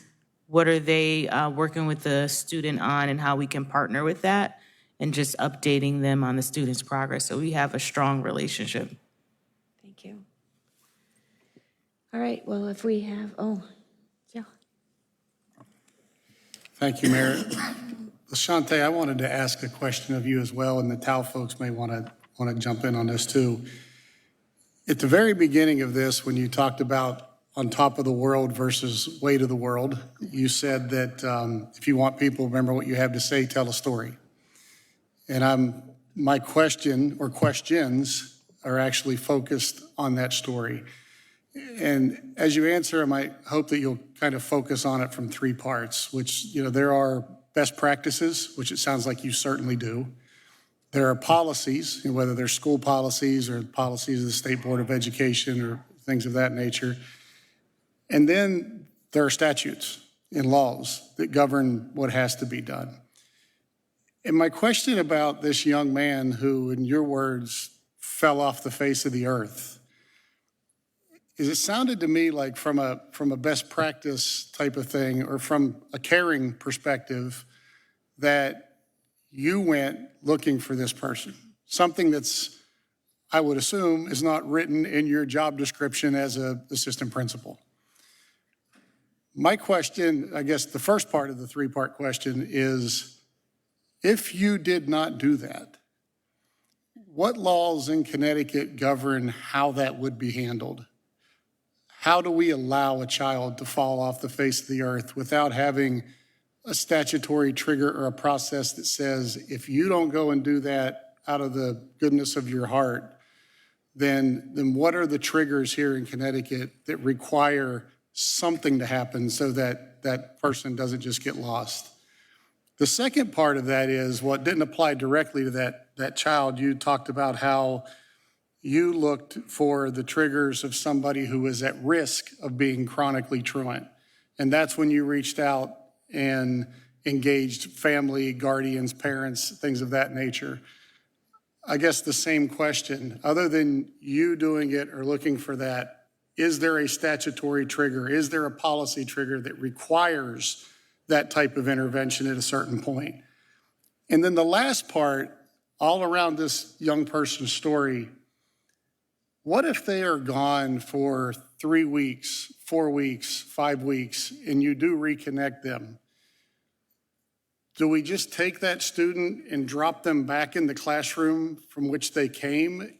And if that's the case, how is an educator even expected to deal with that at that point? So I know that's a lot to throw at you, but the story just triggered those thoughts in my mind. Definitely a lot there. So there are district policies and expectations, right, that determine how we re-engage a student. Now, this specific student's on the older side, 17. So some of the partnerships or people I may engage, like DCF or agencies to support that student, sometimes the student has aged out and makes it difficult in that way. So there isn't one statute I can point to that says I'm obligated to go and look for that student. The younger they are, though, there are laws and expectations for us to locate students or engage an agency that will help us follow up for that student. I'm trying to, what was the second question you had? Shoot, I don't know if I remember now. No, I think it was about risk, right? Yeah, the second one was, when you identified a student as being at risk of becoming chronically absent, is that singularly you making that identification, or are there state laws that trigger a level of intervention at a certain point of absenteeism? Again, that comes from our partnerships with the RISE Network, with the Dalio Foundation, that has given us protocols for our team to look at data systems we have and identify those students.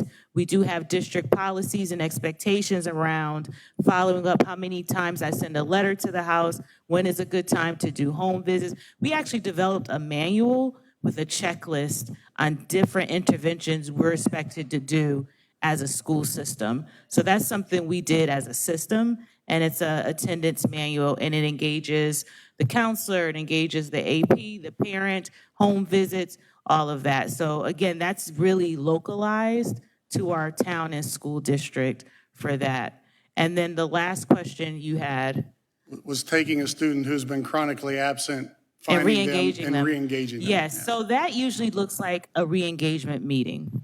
We have a conversation with the family, the student, go through their transcript.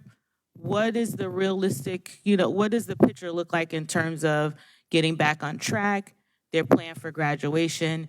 We talk about what the district has to offer for them to accelerate. We want to give them some kind of hope. So after that re-engagement meeting happens with kind of a smaller team, then we prep the teachers to welcome that student back. And a lot of teachers will ask, what can I give them in order to catch them up? Or, how does this look for me in my classroom? And that's something we have to problem solve together. But we don't just drop them back into the classroom. So like it was stated here, that it will make the student more disengaged and uncomfortable. So it's kind of like a plan and a reentry plan that starts first smaller with the family and the team, and then we engage the teachers to help integrate them back into the classroom. And it has to be some sort of, they have to have an idea of how they will progress and what the end will look like. That is really important to a lot of students who are going to come back.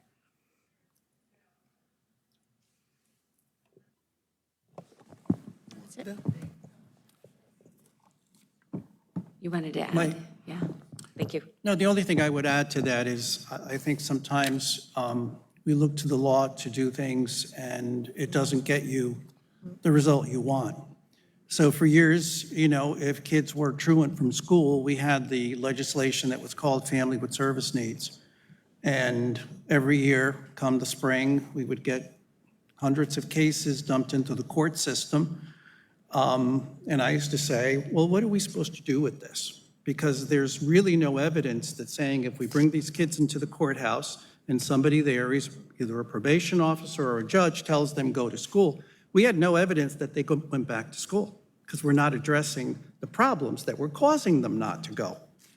And so back in 2017, the law was changed to say that now if you have a truancy case, you're supposed to use things like the youth service bureaus or other social services that exist within the community, which I hope are a far better response.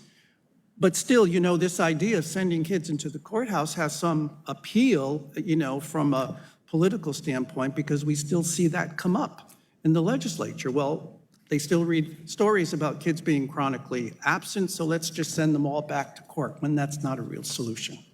It didn't work before, and it wouldn't work in the future.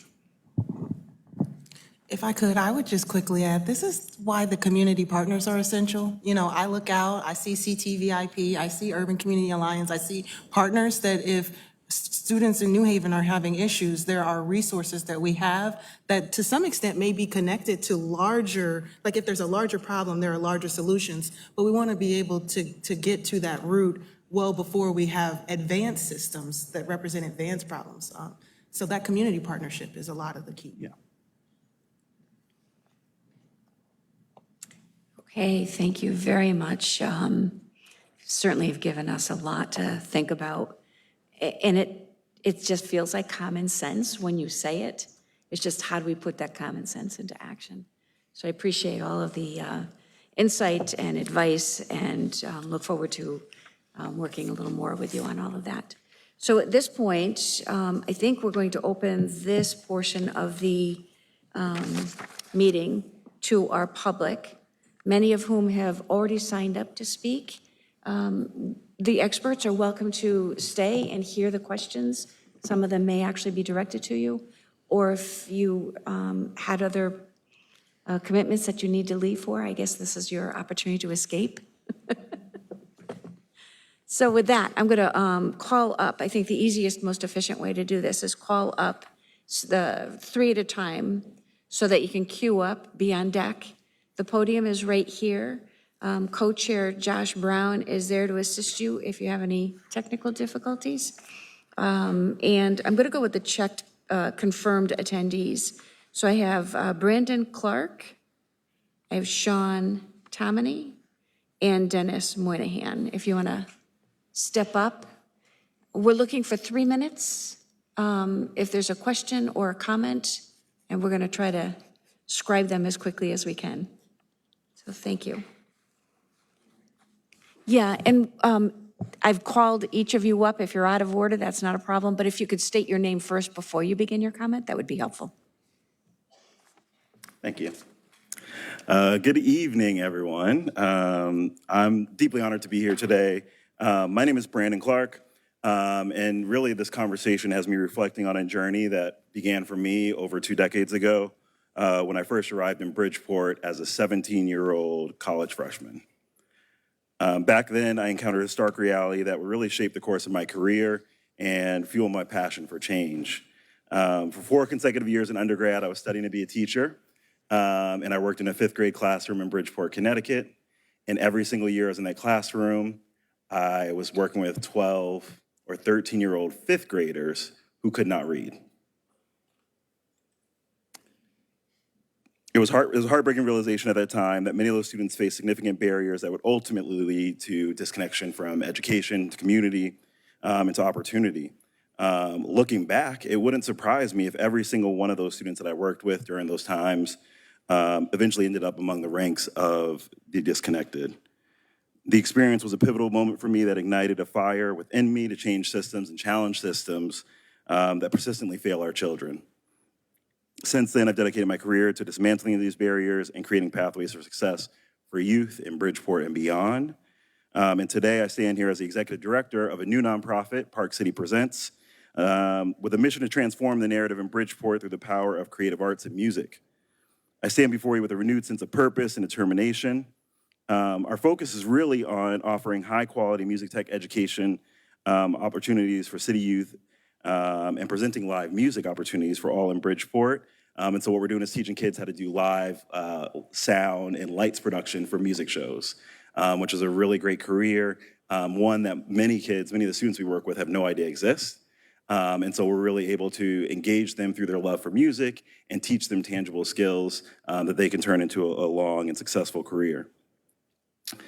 The data for the commission study, or from the study, highlights Bridgeport's significant percentage of disconnected youth, making our mission even more urgent and more relevant. Feedback from our pilot last year was overwhelmingly positive, with participants expressing a high level of satisfaction, increased interest in pursuing careers in musical and live production.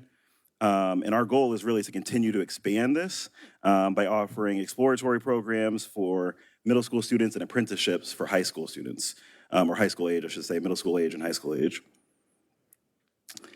I honestly believe that we're at like a true watershed moment 4 years out of the pandemic, where we can take the lessons learned over the past 4 years, the data that's now coming out about disconnected youth, and we can choose to invest our time, our talents, and our resources to make sure that the next generation in Connecticut is set up to achieve their full potential. Our work is far from over, as you all know. The challenges facing disconnected youth in Bridgeport and our state are complex, they're entrenched, and they require a sustained effort, a collective effort, and collective action. And so I'm really grateful for the Commission's initiative to reconnect these young people, a goal that closely aligns with our mission and our vision for a brighter future for Bridgeport and beyond.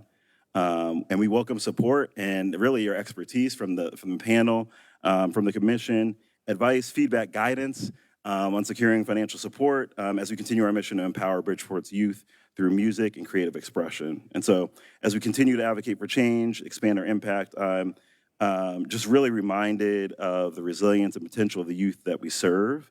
And I think that together, everyone here in this auditorium, everyone on stage, really has the power to break barriers and build bridges to opportunity, ensure that every young person in our state has a chance to succeed. So thank you for your unwavering commitment to this really critically important cause. Thank you. And looking forward to working with you all to solve this problem. Thank you very much for your work as well, Thank you. Mr. Brown.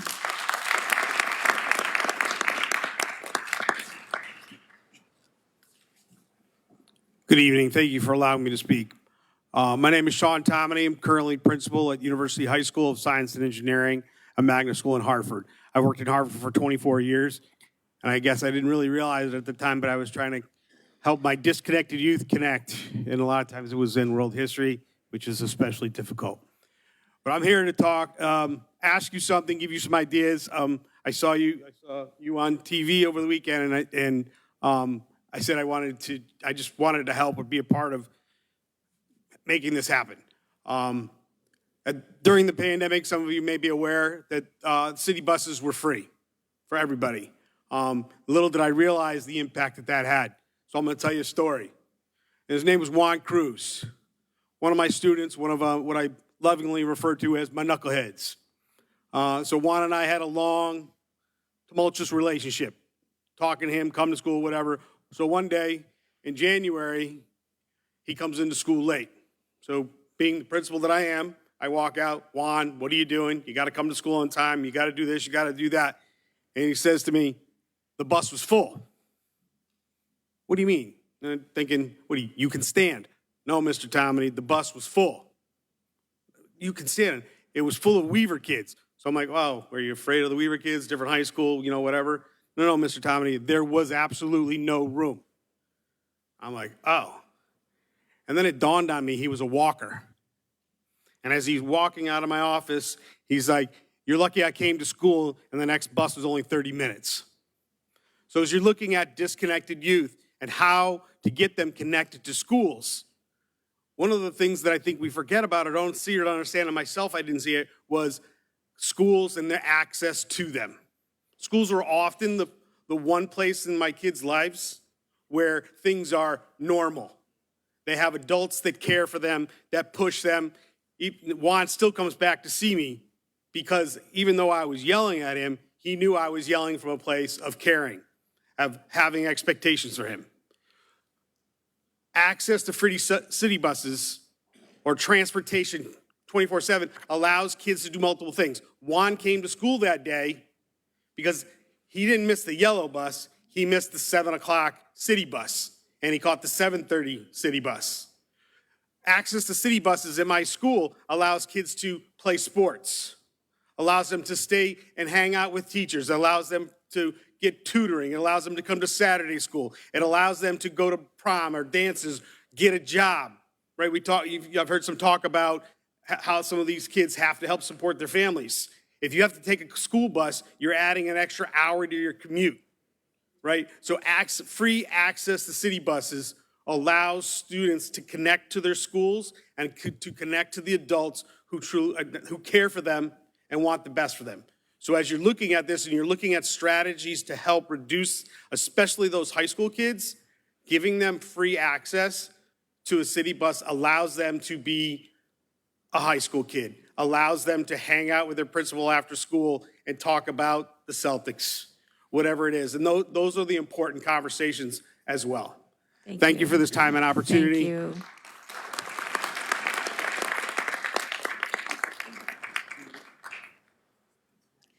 So is Dennis Moynihan queued up? Hi, thank you. Hello, my name is Dennis Moynihan, and I've been a public middle school teacher in Connecticut since 2011. I've worked in schools in Hartford, Bridgeport, and East Hartford, where I currently teach special education. Working in urban communities for the last 13 years has awakened me to the challenges that the youth I teach and their families go through here in America. People often say to me, often here in Connecticut, how hard it must be to teach in urban communities and how tough it must be to work with the kids. And yes, working with students and families who are living in communities that are in near poverty or systemic poverty and have suffered through years of systemic racism and societal neglect can have challenges. But what I notice the most is that the children are just like any other children from any other community. They want to learn, to grow, they want to live happy and successful lives, and so do their parents and families. I've never met a parent that didn't want their child to learn. To the politicians who are here tonight, some of you have asked, how do we solve this problem? I believe it will take a progressive political revolution in this country to bring health care, universal child care, and college education to all, and free us from the death grip that large banks, corporations, and the billionaires that own them have over our country. If you're a politician and you're taking money, you're in the wrong business from corporations. I want to thank the speakers who are here tonight from the nonprofits. You are doing incredible, great work every day. Thank you very much. As a middle school teacher, I want to be part of that, and I want to help you reach a disconnected youth. I also want to thank Joe and Josh for going on TV, like myself, like Sean also. I saw you and felt really motivated and inspired by the work you're doing, sitting there on a Sunday morning watching you. So thank you all very much. Thank you very much. So I'll call the next three speakers that have signed up, Sean Allen, Shayla Arehu, and Dewan Wiggins.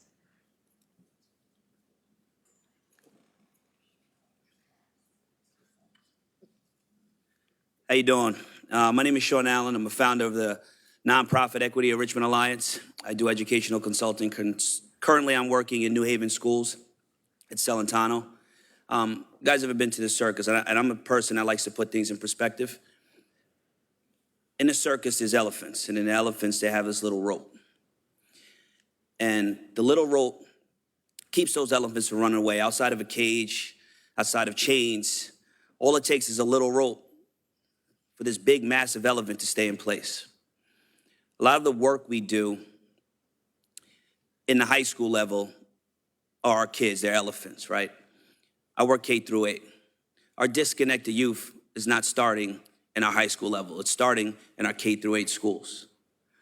Sometimes, and the trainer said, all it takes is that little rope when we put it on a little elephant to know there's enough resistance to keep that elephant right there.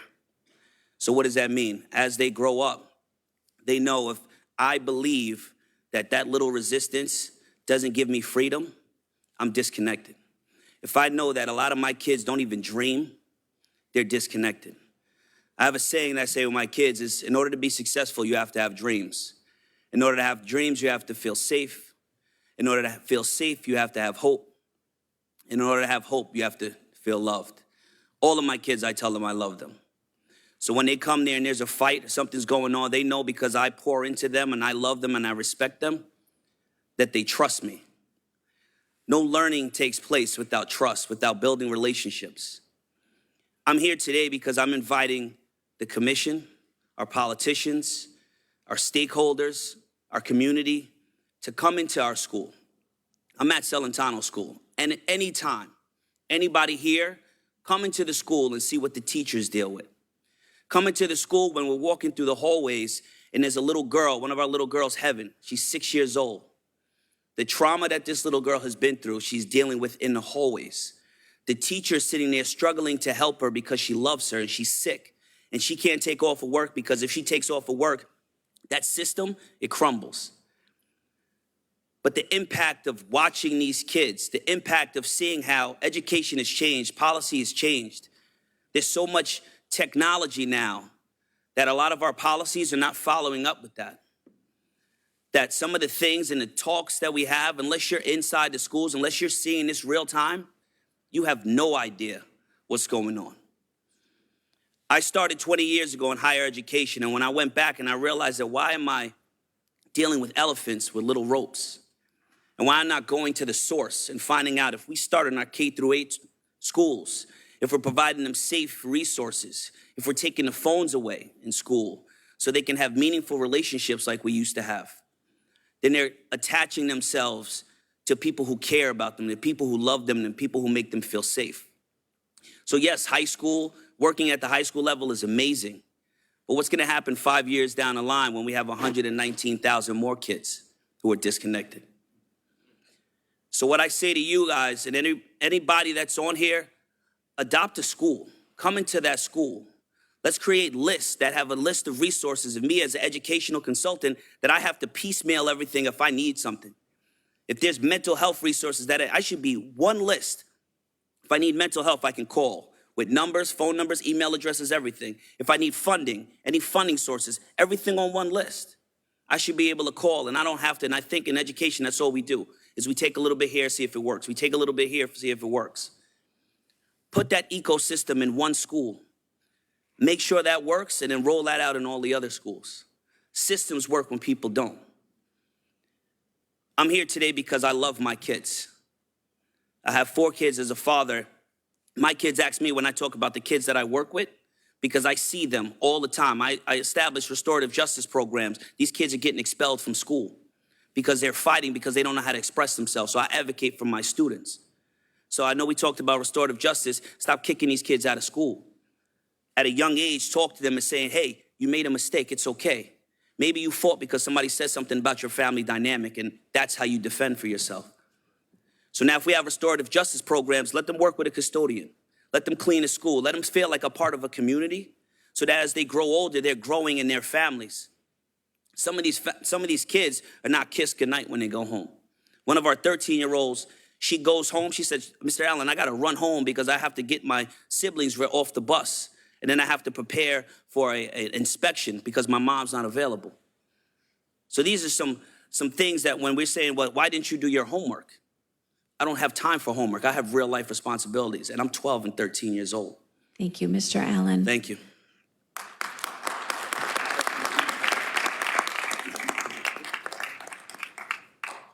Shayla. And I apologize if I've mispronounced. It's okay. Hi, everybody. Hope everybody's having a good day. My name is Shayla Araujo, and I'm here today to speak for the youth, for myself, and for any adult that might be going through a difficult time. So first, as a psychology student, I have to cite Maslow's hierarchy of needs, which states, first, in order to achieve self-actualization for any human being, you have to achieve psychological needs, and then safety needs, and then love and belonging, and then self-esteem, and then you can achieve self-actualization. Now I'm going to speak as somebody who does struggle with anxiety, and I'm not a great public speaker, as you can see, but as somebody who struggles with anxiety, and who has also struggled and continues to struggle with depression. Can you hear me? Yes. Okay. Because it's not something that just goes away. It's something that if you have it, you have to struggle with it every day and keep fighting it every day. And I know how it feels. And I'm going to speak as somebody who works for 3 different organizations that work with at-risk youth and with disconnected youth.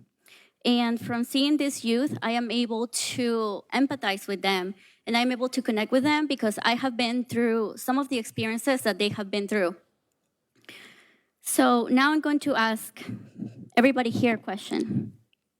If you're at home and you feel that you have, let's say, and even if it's not true, but if you feel you have parents that don't love you, your mother, your own mother doesn't love you, your own father doesn't love you, left you, you have nobody around you, that the first people that are supposed to care for you, you don't feel like they're there for you, you don't feel like you're valuable for them, how are you supposed to get up in the morning and go to school and be like, okay, I'm going to learn today, yay?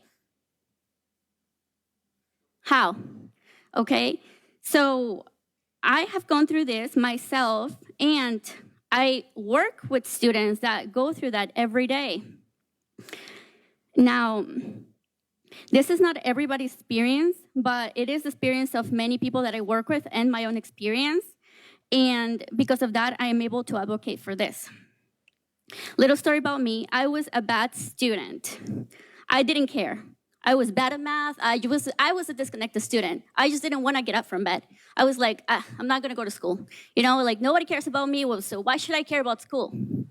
I shouldn't. So I was just stayed at home and slept all day and was depressed and didn't go to school, didn't care. And I had multiple math tutors, science tutors, history tutors. My family had money to pay for those tutors, but nobody had the time to come and talk to me and tell me, listen, we care about you, we value you. But they had the time to come and criticize me, saying that I'm a bad student. I don't care, like I'm bad at math, I'm bad at history, I'm not doing anything right? So how is that going to incentivize me or anybody to do any better? So one of the few things that I want to talk about. I do apologize. I think you are so incredibly courageous to share your lived experience. Thank you. Those are the things that we need to hear. But unfortunately, I'm at my 3-minute mark. Oh. And there's a list of about 30 more people to speak. So if there's just a closing comment that you wanted to make. Yeah, I just want to do a closing comment. Okay. Number one, we need more affordable housing so that parents are able to spend more time with their kids, and we need to be able to implement programs that not only help kids, but also parents to be able to be better parents and spend more time with their children and just be good towards the children. That's it. Thank you. That's great advice. Thank you very much.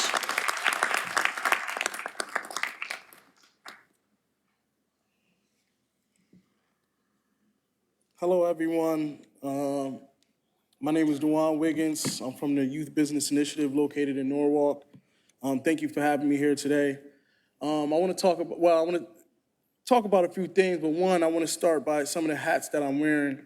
One of them is that I was a disconnected youth, to your point. Growing up in these communities that we're talking about and that we're mentioning now, like I said, I'm the executive director of the Youth Business Initiative. I'm also, as a common council person in Norwalk.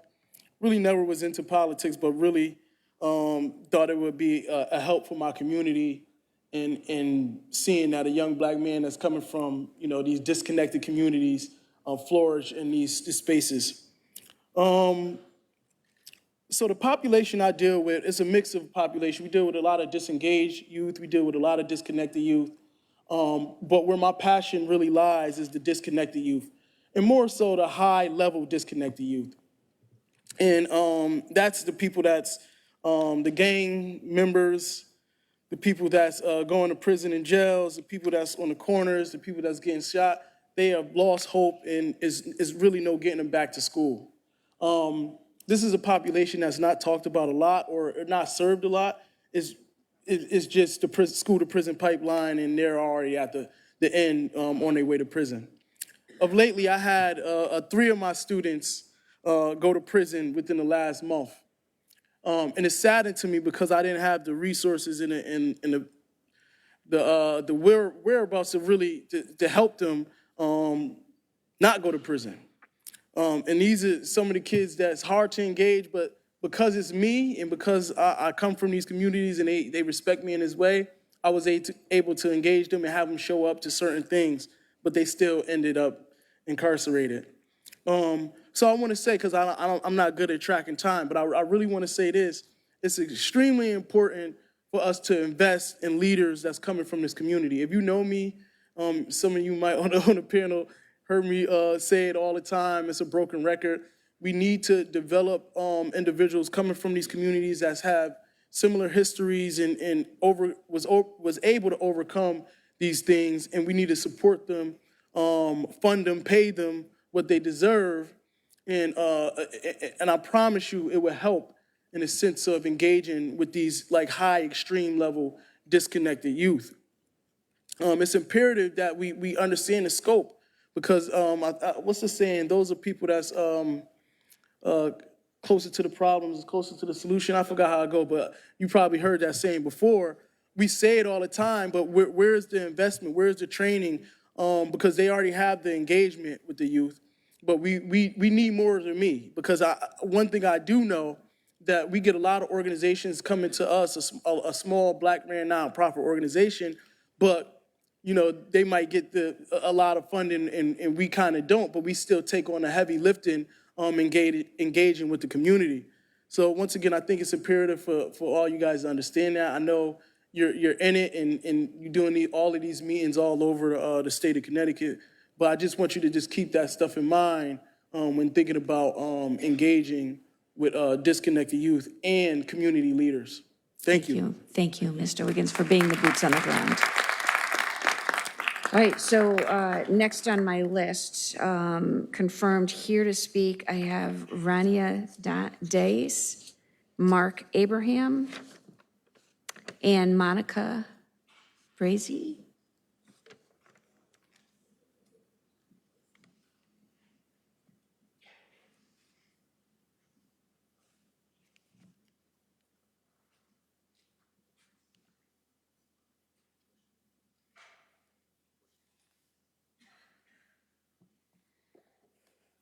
Good evening, everyone. My name is Rania Das, and I am a youth representative on the City of New Haven's Youth Commission. It is both a privilege and an honor to be here tonight as a voice for the young people in our community. With reference to the report, Connecticut's Unspoken Crisis, I'm prepared to advocate for all 9 recommendations with particular emphasis on 2 of them. One of them being significantly strengthening the capacity of organizations serving at-risk and disconnected young people, and the second one being investing in expanding supports and services for this demographic. My advocacy tonight is informed by conversations with community leaders as well as personal observations. Tonight, I would like to underscore the vital significance of capacity building and proactive intervention, and emphasize the importance of addressing youth disengagement issues at their inception to prevent their escalation into larger, more complex problems. Far too often, the path to disconnection for many young individuals is paved by systemic barriers which limit access to essential resources. Yet, we possess the ability to tackle head-on the underlying causes of disconnection. In light of these concerns, I would like to propose a set of recommendations that I believe would address the unspoken crisis that we are discussing tonight. My first recommendation would be to build community centers across neighborhoods. An inclusive, safe, and supervised community center and community spaces reduce the likelihood of youth engaging in risky behaviors or becoming involved in negative influences. These centers would provide a supportive and nurturing environment where young people can find a sense of belonging with opportunities for growth that ultimately would empower them to overcome obstacles and thrive. We need to build more such community centers in every neighborhood in cities and towns across Connecticut. My second recommendation would be to develop peer mentoring programs for our youth. Relatability is the key here, making it easier for youth to open up and seek guidance. It provides holistic support for youth, fostering understanding and empathy among peers who share similar experiences and challenges. As positive role models, peer mentors can help youth navigate difficulties by sharing their own stories of resilience and success. Third, I recommend implementing designated office hours for youth commissioners at public library branches and community centers. Such an initiative would create a convenient and accessible platform for young residents to voice their concerns, seek guidance, and connect with their local representatives. Finally, my last recommendation tonight would be to build a dedicated web-based portal and/or phone-based app for youth. This platform will consolidate a range of existing resources available for youth well-being, essentially serving as a one-stop shop to access mental health support, community centers, public libraries, food banks, homework assistance, college readiness programs, teen job banks, etc., etc. It should also include contact details for local representatives and youth-focused nonprofits. While such information exists today, it is scattered across various department pages. Centralizing it on one location would greatly enhance their accessibility and usability. I believe that by implementing these 4 recommendations, we can create a more robust framework for youth engagement and advocacy, fostering a stronger sense of community and empowerment. Thank you for your attention to these important matters, and I look forward to continuing dialogue and action towards positive change in the future. Thank you. Thank you, Rania. Hello, I'm Mark Abraham. I'm a resident of New Haven, Executive Director of Data Haven. And this is an issue that's close to my heart. I have 3 kids, and also my wife teaches at an urban high school, so sees these issues every day. I'm going to discuss briefly how data about public opinions and life experiences back up your sense that there's widespread concern about youth opportunity in Connecticut. Data Haven conducts a large survey of Connecticut. It's supported by 100 municipalities and philanthropic and nonprofit partners. And the survey has interviewed 45,000 randomly selected adults in every Connecticut town, including thousands of young adults in their teens and 20s. Today, I'll talk about what those 45,000 statistically representative adults said about their communities and their life stories. These large surveys create data on perceptions that really reflect reality, and combined with the administrative data like you talked about, you can see differences in youth opportunity between 1,000% higher to 40,000% higher in wealthy towns compared to urban districts and urban cities. We asked adults, for example, how likely that young people would get a job with opportunities for advancement, and in wealthy suburbs, just 2% said it would be very unlikely that youth would get good jobs. In the cities, the rate's 10 times higher than that. 9 out of 10 suburban adults felt youth have positive role models in their town versus 5 out of 10 city adults. And when we asked young adults why they didn't finish a degree, 40% of adults, young adults who didn't finish a degree said cost was the main issue. 30% needed to make more money, and 21% had caregiving responsibilities that interfered with that. We also asked about transportation, which, as we heard from the principal, I think just a huge barrier for youth in particular. Being able to get around in their own city is a huge barrier.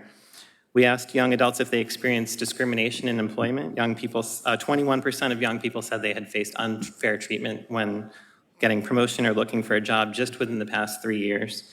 And race was given as the most important or common reason, although there are really important intersections with gender, sexual orientation, incarceration history, ethnicity as well. In general, the survey finds that young people and families are struggling with basic needs. The food insecurity, for example, as we heard, it doubled from 2021 to 2022 as the child tax credit ended. It increased among families from 12% of families to 23% of families saying they couldn't afford food this year. Just shocking to see that doubling in 1 year. And you may have seen this year, for broader context, the US actually as a whole dropped out of the world happiness rankings. It was in the top 10 or top 15, now it's not even in the top 25. And that was entirely due to a drop in happiness among young people. We've seen a similar trend, unfortunately, in Connecticut in our surveys, asking young people these questions since 2015. Sort of older adults are about as happy as they always have been, but the rates of happiness are declining for younger adults. And the data that we have, it suggests that food insecurity, higher housing costs, and the other issues you talked about are really contributing to that drop in happiness. So I really support the work of the commission and look forward to further results. Thank you. Thank you. I'm a frequent flyer of Data Haven, so it's good to see you. Good evening. I'm Dr. Monica Brazzi, and I've been in education for 23 years now as a teacher, a magnet coach, and also as a turnaround principal. I I also, on the side, do educational consulting for agencies such as Compass Youth Collaborative, running summer programs and doing things with them throughout the school year. Most of my career has been in alternative education, working with students who are or at risk of being disengaged or disconnected. And one of the reasons that I left being an administrator, because currently I'm back in the classroom in an alternative program in Windsor High School. I work in the Hartford, Windsor area, was because I didn't believe in education anymore. I have never said that publicly. I didn't believe in it for some of the students that I worked with. It just didn't work for them. And we need to think outside the box and think about how to reach the students that are disengaged and disconnected. And as Ms. James said, we need more alternative programs. After COVID finished and we came back to the schools, I was really excited because I thought we were going to have a new way of learning and people would think about learning differently. And what I have seen is that we kind of went back to the old ways and we're not really pushing ourselves outside the box to think about things. I think that one of the reasons traditional education doesn't work for all students is that we need to think outside the box. We need to do more project-based learning where students are engaged, doing mastery based on standards versus based on seat time. One of the things, some of the projects my students have worked on in the past after school, not for credit, were, things around homelessness and hunger. And these students who were barely passing math class and at risk for not graduating would stay after school and analyze survey data and make newsletters and then go out and present at state and local conferences or with agencies, the Connecticut Coalition and Homelessness and things, go down to Washington, D.C. to advocate with the legislators. And they were so engaged in that and would do that, but the regular classroom work was so difficult, but it was because they were invested in it. And the youth at Compass last summer looked at child sex trafficking. I couldn't believe they took such a huge topic because it's such a challenging thing to do. And then they step up and push outside their comfort zone and present in front of people and advocate for change. I do believe, like what was said before, Ms. Tepper-Bates said that the burden shouldn't be on the school system alone. I've always believed that it has to be a system-wide approach with the community. When I was a principal, I was questioned if I was a community principal or an instructional principal, because I believed that the families, the students, we could help the students better their education by helping the families better their financial status, by bettering their education. So I was advocating for GED classes, not for our parents to go out to, but that they could take them there where they felt safe at our school. And so I believe that in everything, we got to figure out how to, I think a lot of times we ask students to meet us where we are, especially students that are disengaged, and we are not meeting them where they are and going out, and some of them are using community resources. So why can't we do some summer school programming in these places where students are working on engaging work that they are very invested in and interested in, and they're there and we have a captive audience. So my closing thoughts are just, we need to be creative about education and find something that works for students embedded within their community and with that system in their community. I am so excited about the conversations I heard today because these are all things that I've been, like I said, in 23 years and plus nonprofit prior to that, I've worked with and advocated for homelessness. I have students that are currently and have been in the juvenile justice system, have done things around, and in alt ed, that's kind of where my heart is. So if there's any way I could be a part of any of this, I'm putting myself out there. I have students that would love to share their thoughts about education as well, because that's why I'm up here to advocate for what's best for them. Greatly Thank you. appreciate that. Thank you. All right, I know that there were other individuals that signed up in advance of the evening, so I'm just going to call those names. If you're here, if you can come up to the podium. If not, we'll move into the individuals that signed up this evening. So I have Rafael Rosario and Amy Casavina Hall, Patricia Melton, Elizabeth Dupree, Charles Albert. All right, let's move into some of the individuals that signed up this evening. La Femina, Marcia. I know we're running late. Wayne Winsley.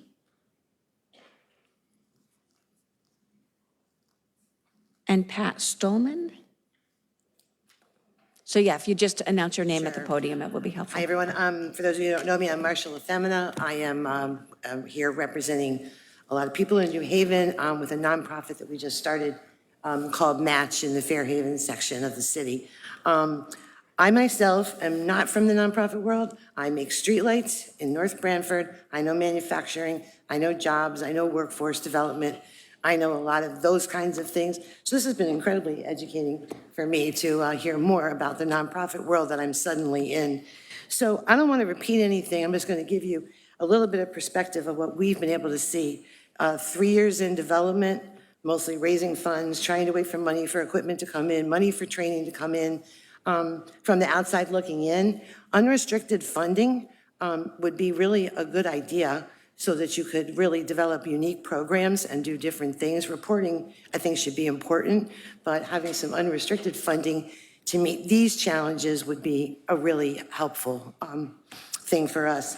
I'm finding that where we are, that life happens. Life happens for these kids, it happens for these adults. I'm saying it in a different way.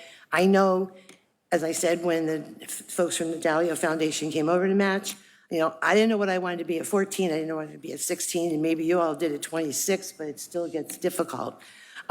This has to be a world where we can embrace our students to be able to come back because life happens. You know, you have a sick brother or sister, and it's hard to come back to school, it's hard to come back to a training program, and it behooves us to find that way to continue to make it be, I don't have to apologize. Our responsibility at Match and other places is to continue building the confidence in these students so that they know that they can always come back. We're going to find their strong points for them. They're not going to be that standalone. They're part of a bigger community, all trying to figure out who they're going to be. And that's what I think our job is there. So I don't want to leave this out anywhere because this is, but what we're doing, and this is the big thing I'll leave you with, we're paying people minimum wage. Summer jobs are important.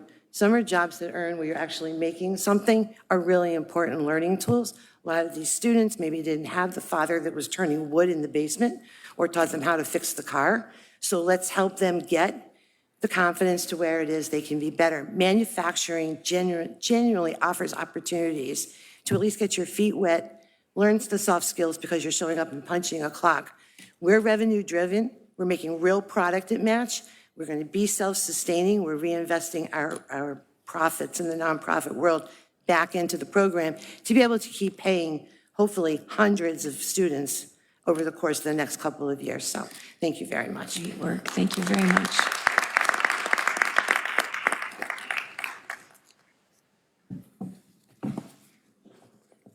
Hello, my name is Wayne Winsley, and I'm the founder and CEO of Brave Enough to Fail. We're a motivational nonprofit, and we do 3 things. We provide motivational programming to students, educational resources, and scholarships to help students succeed in school and beyond. In 2013, by the way, I'm also a middle school history teacher with 10 years experience in the classroom.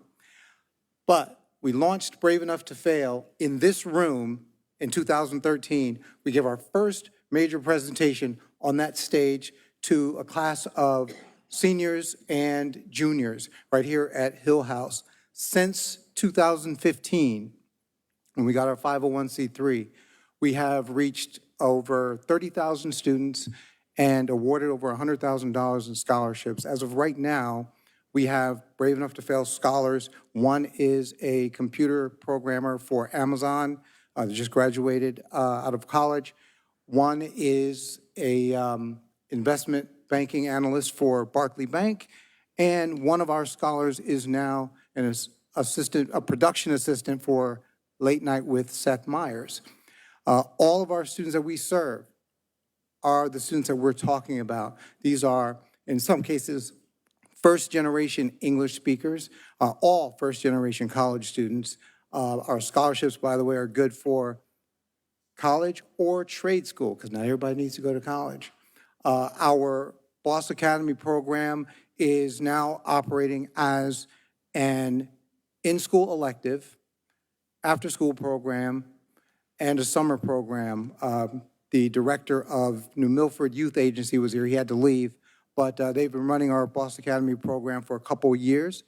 And in Norwalk, P-Tech Norwalk High School, they are currently running our Boss Academy program as their advisory program for their freshmen.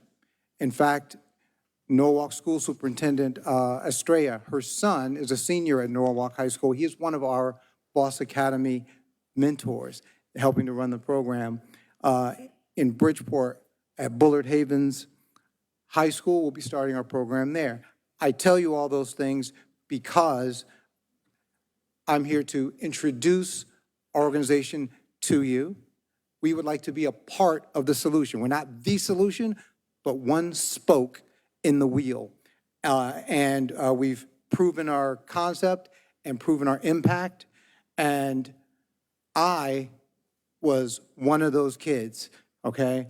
I was one of those disconnected kids, and a message changed the trajectory of my life. I brought a packet of information for each member of the commission, if you would like it, to tell you a little bit more about me. Yeah. And that's 3 minutes and 7 seconds. Thank you very much. We have a CCM staff member at the table if you want to leave that, or Josh Brown, I think is. What's that? If you want to leave that, yes, thank you. And thank you very much. Hello, thank you for the opportunity to be here tonight. My name is Patrick Stolman. I'm the director of the Children's Community School in Waterbury, Connecticut. And we service about 170 children each year. It's a school that's been around for about 55 years. And it's amazing to me, and Mr. Allen referred to it earlier, about the fact that a number of the challenges that these children face, and it's what I see in it is the power for them to keep moving. You know, 4 out of 5 days, they are just amazing. On that 5th day, maybe they have a tough day, and you really realize some of the challenges that they go home to. And one of the things that we are very proud of is that a lot of them find themselves, and they recognize the fact that they have potential, they have a lot to give, and I just am so impressed with so many of them that just bring that sense of helping the younger kids as well. We're a pre-K to 8th grade, and those older children that come in and they help the younger children, and they're an example to them, and that's something that is just so wonderful to see. One thing, though, that is a challenge, and I'm talking to the politicians amongst us here, that is the ARPA funding that is now kind of drying out, that a small school like ours, we only charge about $400 tuition, and we have to make up the difference of about $12,000 that we invest in each of these children. But ARPA and the CERC funding that is now kind of stopping for some of the non-public and magnet schools and small schools like ours is it's a number of our counselors, a number of our aides, which is really critical in our school. One thing that I do want to share, as many of the proud graduates that we have, and there are so many of them that come back to our school and talk to our kids. One of the former directors a few years ago got a call back from a prison, and a counselor that was working with one of our students, and that student had said that the only love that they felt in their life was while they were at our school.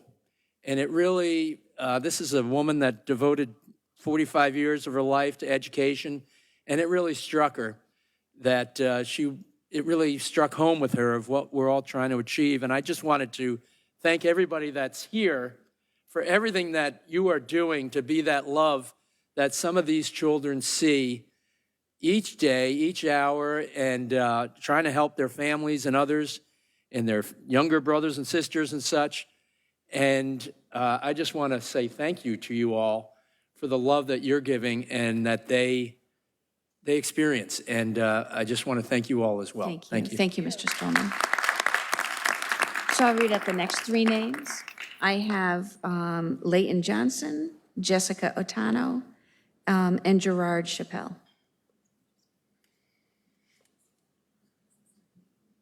Still in the house?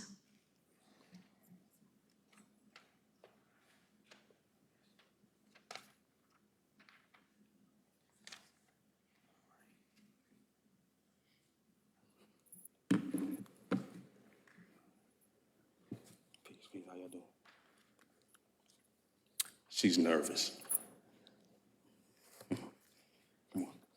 Good evening. My name is Leighton Johnson. I'm the CEO of I Am the Voice of Legacy Company, which is a organization that works with at-risk youth. I also am an educational counselor in Pathways Academy in East Haven, which is an alternative high school. I also worked in Riverside Academy as a conflict resolution, violence interrupter. I worked with a number of organizations in the community of New Haven. I grew up in the Bronx, in the projects. I was the youth that I worked with. I was in gangs. I was involved in violence, destroying my community. I was the kid that I work with every day. I got a youth that I work with who scares me when he tells me that he believes that he's gonna get shot one day, and he knows he's gonna get shot. And these are the kids that I work with on a daily. At one time, I didn't have any hope because I was, just the stories that you hear. No father, no structure besides my mom, who has not too much time, but to work. So free time gave me access to the wrong things. So then I ended up not becoming just that youth with a juvenile record. I ended up becoming that adult inside prison for a very long time. When I came home, I started to work with organizations like Emerge CT, which is a reentry organization, partnered with Yale, planting trees all over New Haven and bioswales and doing all kind of work. I worked with Ice the Beef. I worked with Stop Solitary CT. A lot of the stuff that I was doing was reentry, and then I was doing like criminal justice reform. But I started to say that I need to do pre-entry, and I need to work with, like the brother said, the kids that's 9 and 10 and 11 and 12 and 13 and 14. When that's that curve, when they start to veer off, and they start to have this feeling of hopelessness, and then they end up right where it was designed for them to be. So the organization that we have, we just partnered with this other organization called Fixing Fathers, Inc., and our partnership is called Legacy Reads and the Legacy Speaks program, and we're gonna kick it off next Saturday in Hamden at Fixing Fathers, Inc. in Hamden. And the thing is, I'm very nervous. Speak to that. Hi, I'm Jessica, and I'm also from I Am the Voice of Legacy Company. Basically, we are trying to reach our at-risk youth. We have an opportunity center that is going to cater to many of the things that the youth are desperate for right now, like mentors, people who love them and care to guide them in the right direction. We are going to have tutoring and mental health services and many other programs. But like Leighton was saying, we have the Legacy Reads program that we are starting on March 30th in conjunction with Fixing Fathers, Inc. And this is going to be at 2 Broadway. 2 Broadway to Hamden. That's from 11 to 2. So I have some consent forms that I've gotten at least 4 students from my school. So this is stuff that I do outside of the school. And that's the thing, you got 8 hours as educators to work with these youth, but then it's the people in the community who's working with the youth outside of the community where it matters, where they're walking home and there's people who use drugs and there's violence and there's all kind of stuff that they have to deal with, or these homes that are broken, and who's working with them there? And somebody asked that question. We are the people who are working with them. These people who I know from the community, these are the people who are working with them outside of school, which is where it really matters, which is why they start to end up into the system, and then they get that F on their record, that felony, where I just had to go to a pardon clinic at 40 years old from stuff that carried on from when I was a juvenile. So that's why I speak to them every day about, bro, I got 2 youth that I was just working with on scene media. And I'm like, brother, you guys are gonna end up where I am. So I got them involved in the program. That's amazing. So- Thank you so much for what you do. Thank you. What we need funding. I do everything that I do out of my pocket from the kindness of my heart, but as it only goes but so far as how much that you can do Certainly. like that. And I think those are the things that we heard from our experts is how do we coordinate and collaborate. So we greatly appreciate what you do out of the kindness of your heart and on a shoestring. It's people taking care of people. That's So a I fact. do, Thank you. because we're now at 8:45, that was supposed to be the close of our event. I do still have a list to get through, so I'll just call the names up if you're still here and wish to share your comments. Thank you. Thank you for your time. Thank you very much. So I did call for Gerard Chappelle. Is Calhoun in the house? And I'll call up Miss Bremont.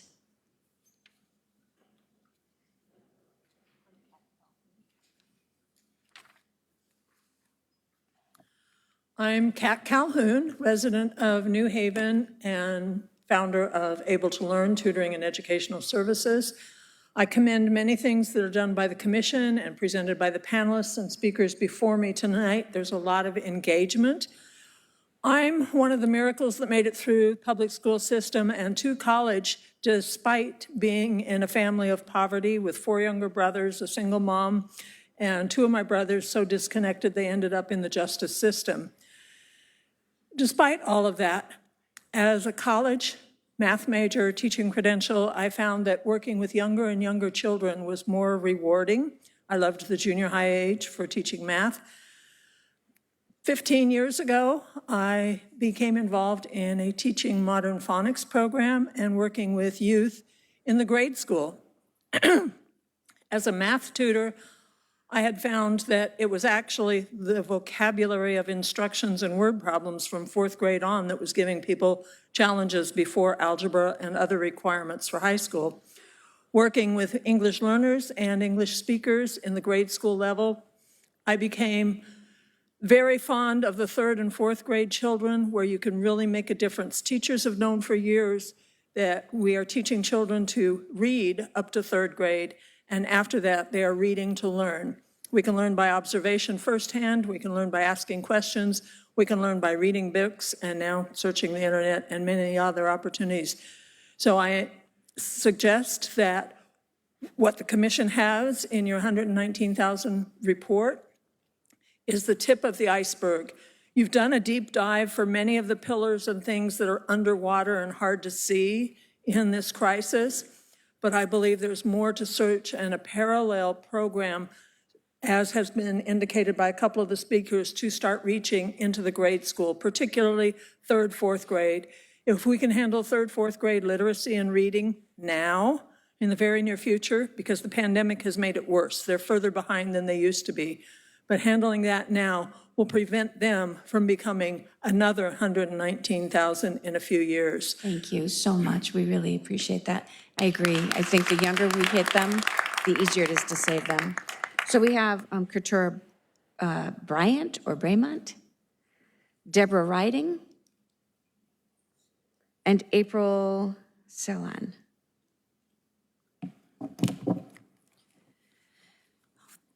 Thank you very much. Peace and blessings to everyone. My name is Couture Bryant. I am a licensed marriage and family therapist. I am a registered nurse. I was a graduate of Southern for marriage and family therapy, University of Connecticut for the degree in nursing, and I'm a licensed addiction specialist. I'm also a retiree of the state of Connecticut, Department of Mental Health and Addiction Services, where I did adult psych and addiction at the Substance Abuse Treatment Unit. I am now the founder and CEO of the Zola Experience, which is a wellness experience to support individuals, families, and communities to process loss, grief, and trauma. And that is my total focus at this point in my life, recognizing that when clients come to us, they come to us with a myriad of losses, a myriad of trauma, and they're trying to figure out how to process grief. I recognize that those unresolved issues also lead them to do substances or to do other things that are unhealthy, to numb themselves.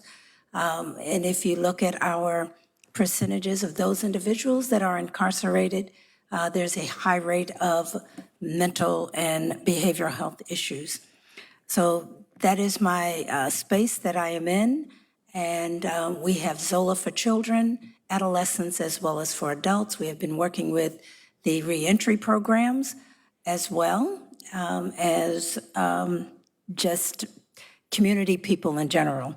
The other thing that I want to mention is that we keep talking about the children and families and looking at them in a systemic way. And Mr. Carbone mentioned that poverty is perhaps one of the high risk factors. And I saw a report that was given to me from my union newspaper, and it talked about the tax code, the tax code for the state of Connecticut. And it mentioned that those individuals that were making $3 million or more were in a tax bracket of 7.8%. Those individuals making $22,000 a year were in a tax bracket of 26%. So at what point in time are we going to address that issue? It's been on the books in Connecticut for decades. We still don't want to look at it. I don't understand why not. When you can think of someone making $22,000, if their tax bracket was 7.8, they would be taxed $1,755, which would then add $4,000, almost $5,000 to their annual income. What could that do? During the pandemic, if $700 a month took people out of poverty, you can imagine if we changed our tax bracket. So I want to thank you so much. I think this is a crucial conversation. Looking forward to more conversations and involvement. Thank you so much. Thank you, Ms. Bryant. And I would just like to say that I am a resident of the city of New Haven. Thank you. Thank you for staying a few extra minutes here. I'm Deborah Writing. I'm the Director of Education at IRIS. We're the state's largest refugee resettlement agency. We'll resettle about 900 individuals this year, mainly in New Haven and Hartford, where our offices are, but also we have large clusters in New Britain and a growing group in Middletown. I just want to talk a minute about a group that is very susceptible to disconnection, and that is refugee and immigrant youth. Nationally, English learners, including refugees, are 5 times more likely to be out of school than their English-speaking peers, and there's a 40% dropout rate. So I just wanted to say a few things about refugee students so that you can include them as you're thinking about these issues. Refugees do have a lot of strengths, a lot of incredible family values, community values. They have multi-language superpowers. They have amazing resourcefulness and resilience, but they also have a lot of challenges that make them susceptible to disconnection. They experience a lot of loss and are experiencing grief, as the last speaker just mentioned. They've lost their homes. They've lost access to family members who are still at home at their home countries. They've lost their culture, and they've lost their imagined futures. They also have experienced a lot of trauma, both before migration and post-migration trauma. This really affects their ability to navigate the classroom and society. A lot of our refugee youth have adult responsibilities. Once they learn a little bit of English, they end up helping their parents with really adult matters that they shouldn't be having to deal with. They also have to work. I remember the opening story of this evening about the student who dropped out because he had to work, which is something that many of our students have to do. They also have a lot of household chores that they're expected to do. So there's also cultural alienation. They don't really feel like they belong, and it's hard to find that sense of belonging. They were dealing with one culture at home and one culture at school, and that's hard to navigate. Of course, they are living in poverty. They also are vulnerable to bullying and discrimination, sometimes because they are very different from their peers.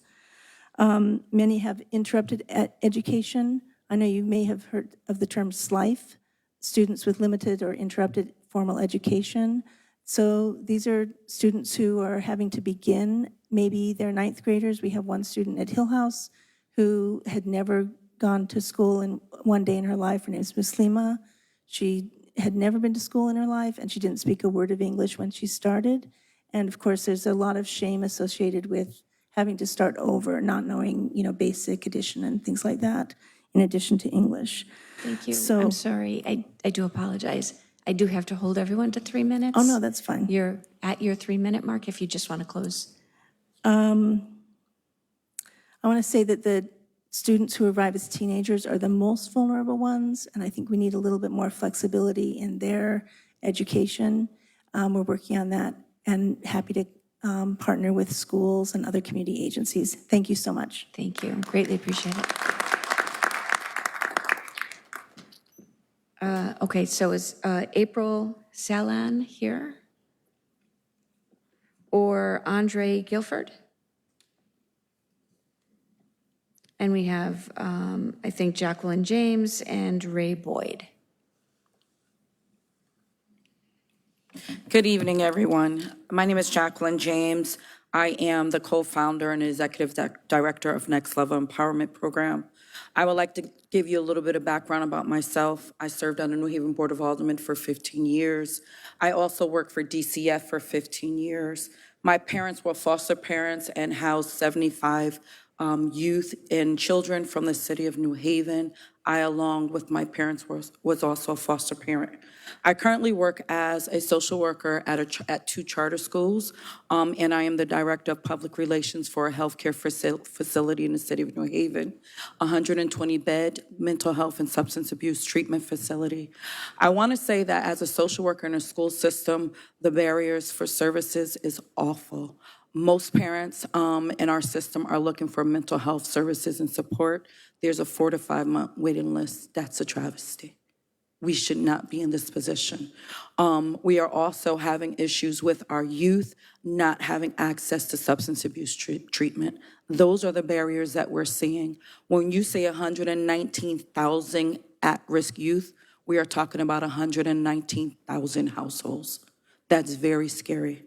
So as Next Level Empowerment Program, this was an organization started by myself and my husband, Ray Boyd. He will come to speak after. Our website is nextlevelemp.org. You will find more information about our organization. We are a nonprofit organization aimed to improve the experience and outcomes of returning citizens within the city of New Haven and the state of Connecticut. We are guided by individuals with lived experience of incarceration. We aim to facilitate reentry by providing participants with access to resources, counseling, and a network of supports before, during, and after returning. In 2021, the City of New Haven indicated that approximately 900 incarcerated individuals returned to the City of New Haven. What we have been finding is that there's been very limited support and services for these individuals and the households that they enter. Healthy households is what create healthy communities. We're asking to be a part of the partnership with the City of New Haven to ensure that we continue to sustain healthy households in our community. Thank you very much. I'm sorry, you're at your 3 minutes. But did you say that your husband was also going to talk about that? Yes, he is. Thank you. Sure, thank you.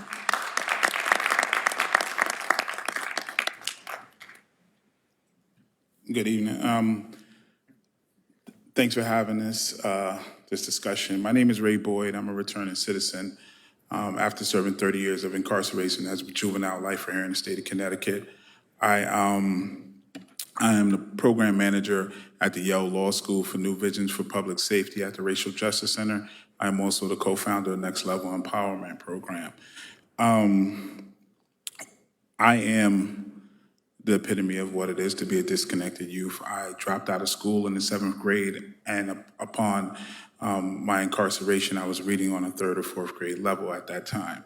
So I can definitely relate to what it is to be disconnected. Since my return back into the community, just 2 years, 4 months, and 11 days ago, I hit the streets running to save the lives of the Black and brown men that I see that are at risk, high risk, at returning to the prison systems here in the state of Connecticut. After 30 years of lived experience, it's not something that I desire to see most of my peers go through. So I started Next Level with my wife so that we can begin to use a holistic approach to tackle most of the issues that we are faced with, dealing with family, reunification. Most of these young men that we see going back into the community, it's not even conducive for them to return to some of the households that they reside in because of the dysfunction that lays there. So we've been working diligently to put in place measures. As Dewan said, the people that are closest to the problem are the one closest to the solution. So I'm willing to sit at the table with any of you to find the solution so that we can deter these young men from the prison system so that we can reduce recidivism on the other end. So we have to look at both ends of the spectrum. What are we doing on a preventive measure, not just on a new way of imagining what incarceration will look like for Black and brown men here in the city of New Haven in the state of Connecticut. So we're looking for funding to assist with that agenda. And like I said, I'll be willing to sit down with any of you at any time to make sure that we can have a solution. Grateful for that offer. Congratulations, and thank you for the work you do. All right, that was the end of my list. So at this point, we are just a little past where we wanted to be. It's 9:01. I think I need to turn this over for closing comments.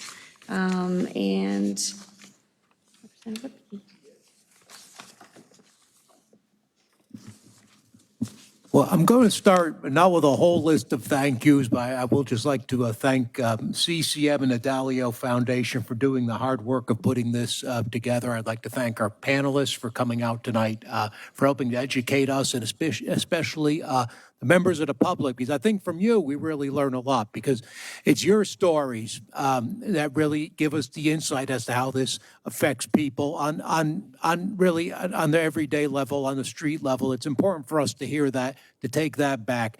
The word crisis is often overused, but when you're looking at 20% of your 16 to 24-year-olds being disconnected from your productive society, that is a crisis. And this is a crisis that cuts across all of Connecticut, from the urban areas where we are tonight in New Haven to the rural areas where I'm from in Canterbury, where I have 5,000 residents. I think there's some streets here in New Haven where they have 5,000 residents on one street. But it affects everyone. It affects all of our state.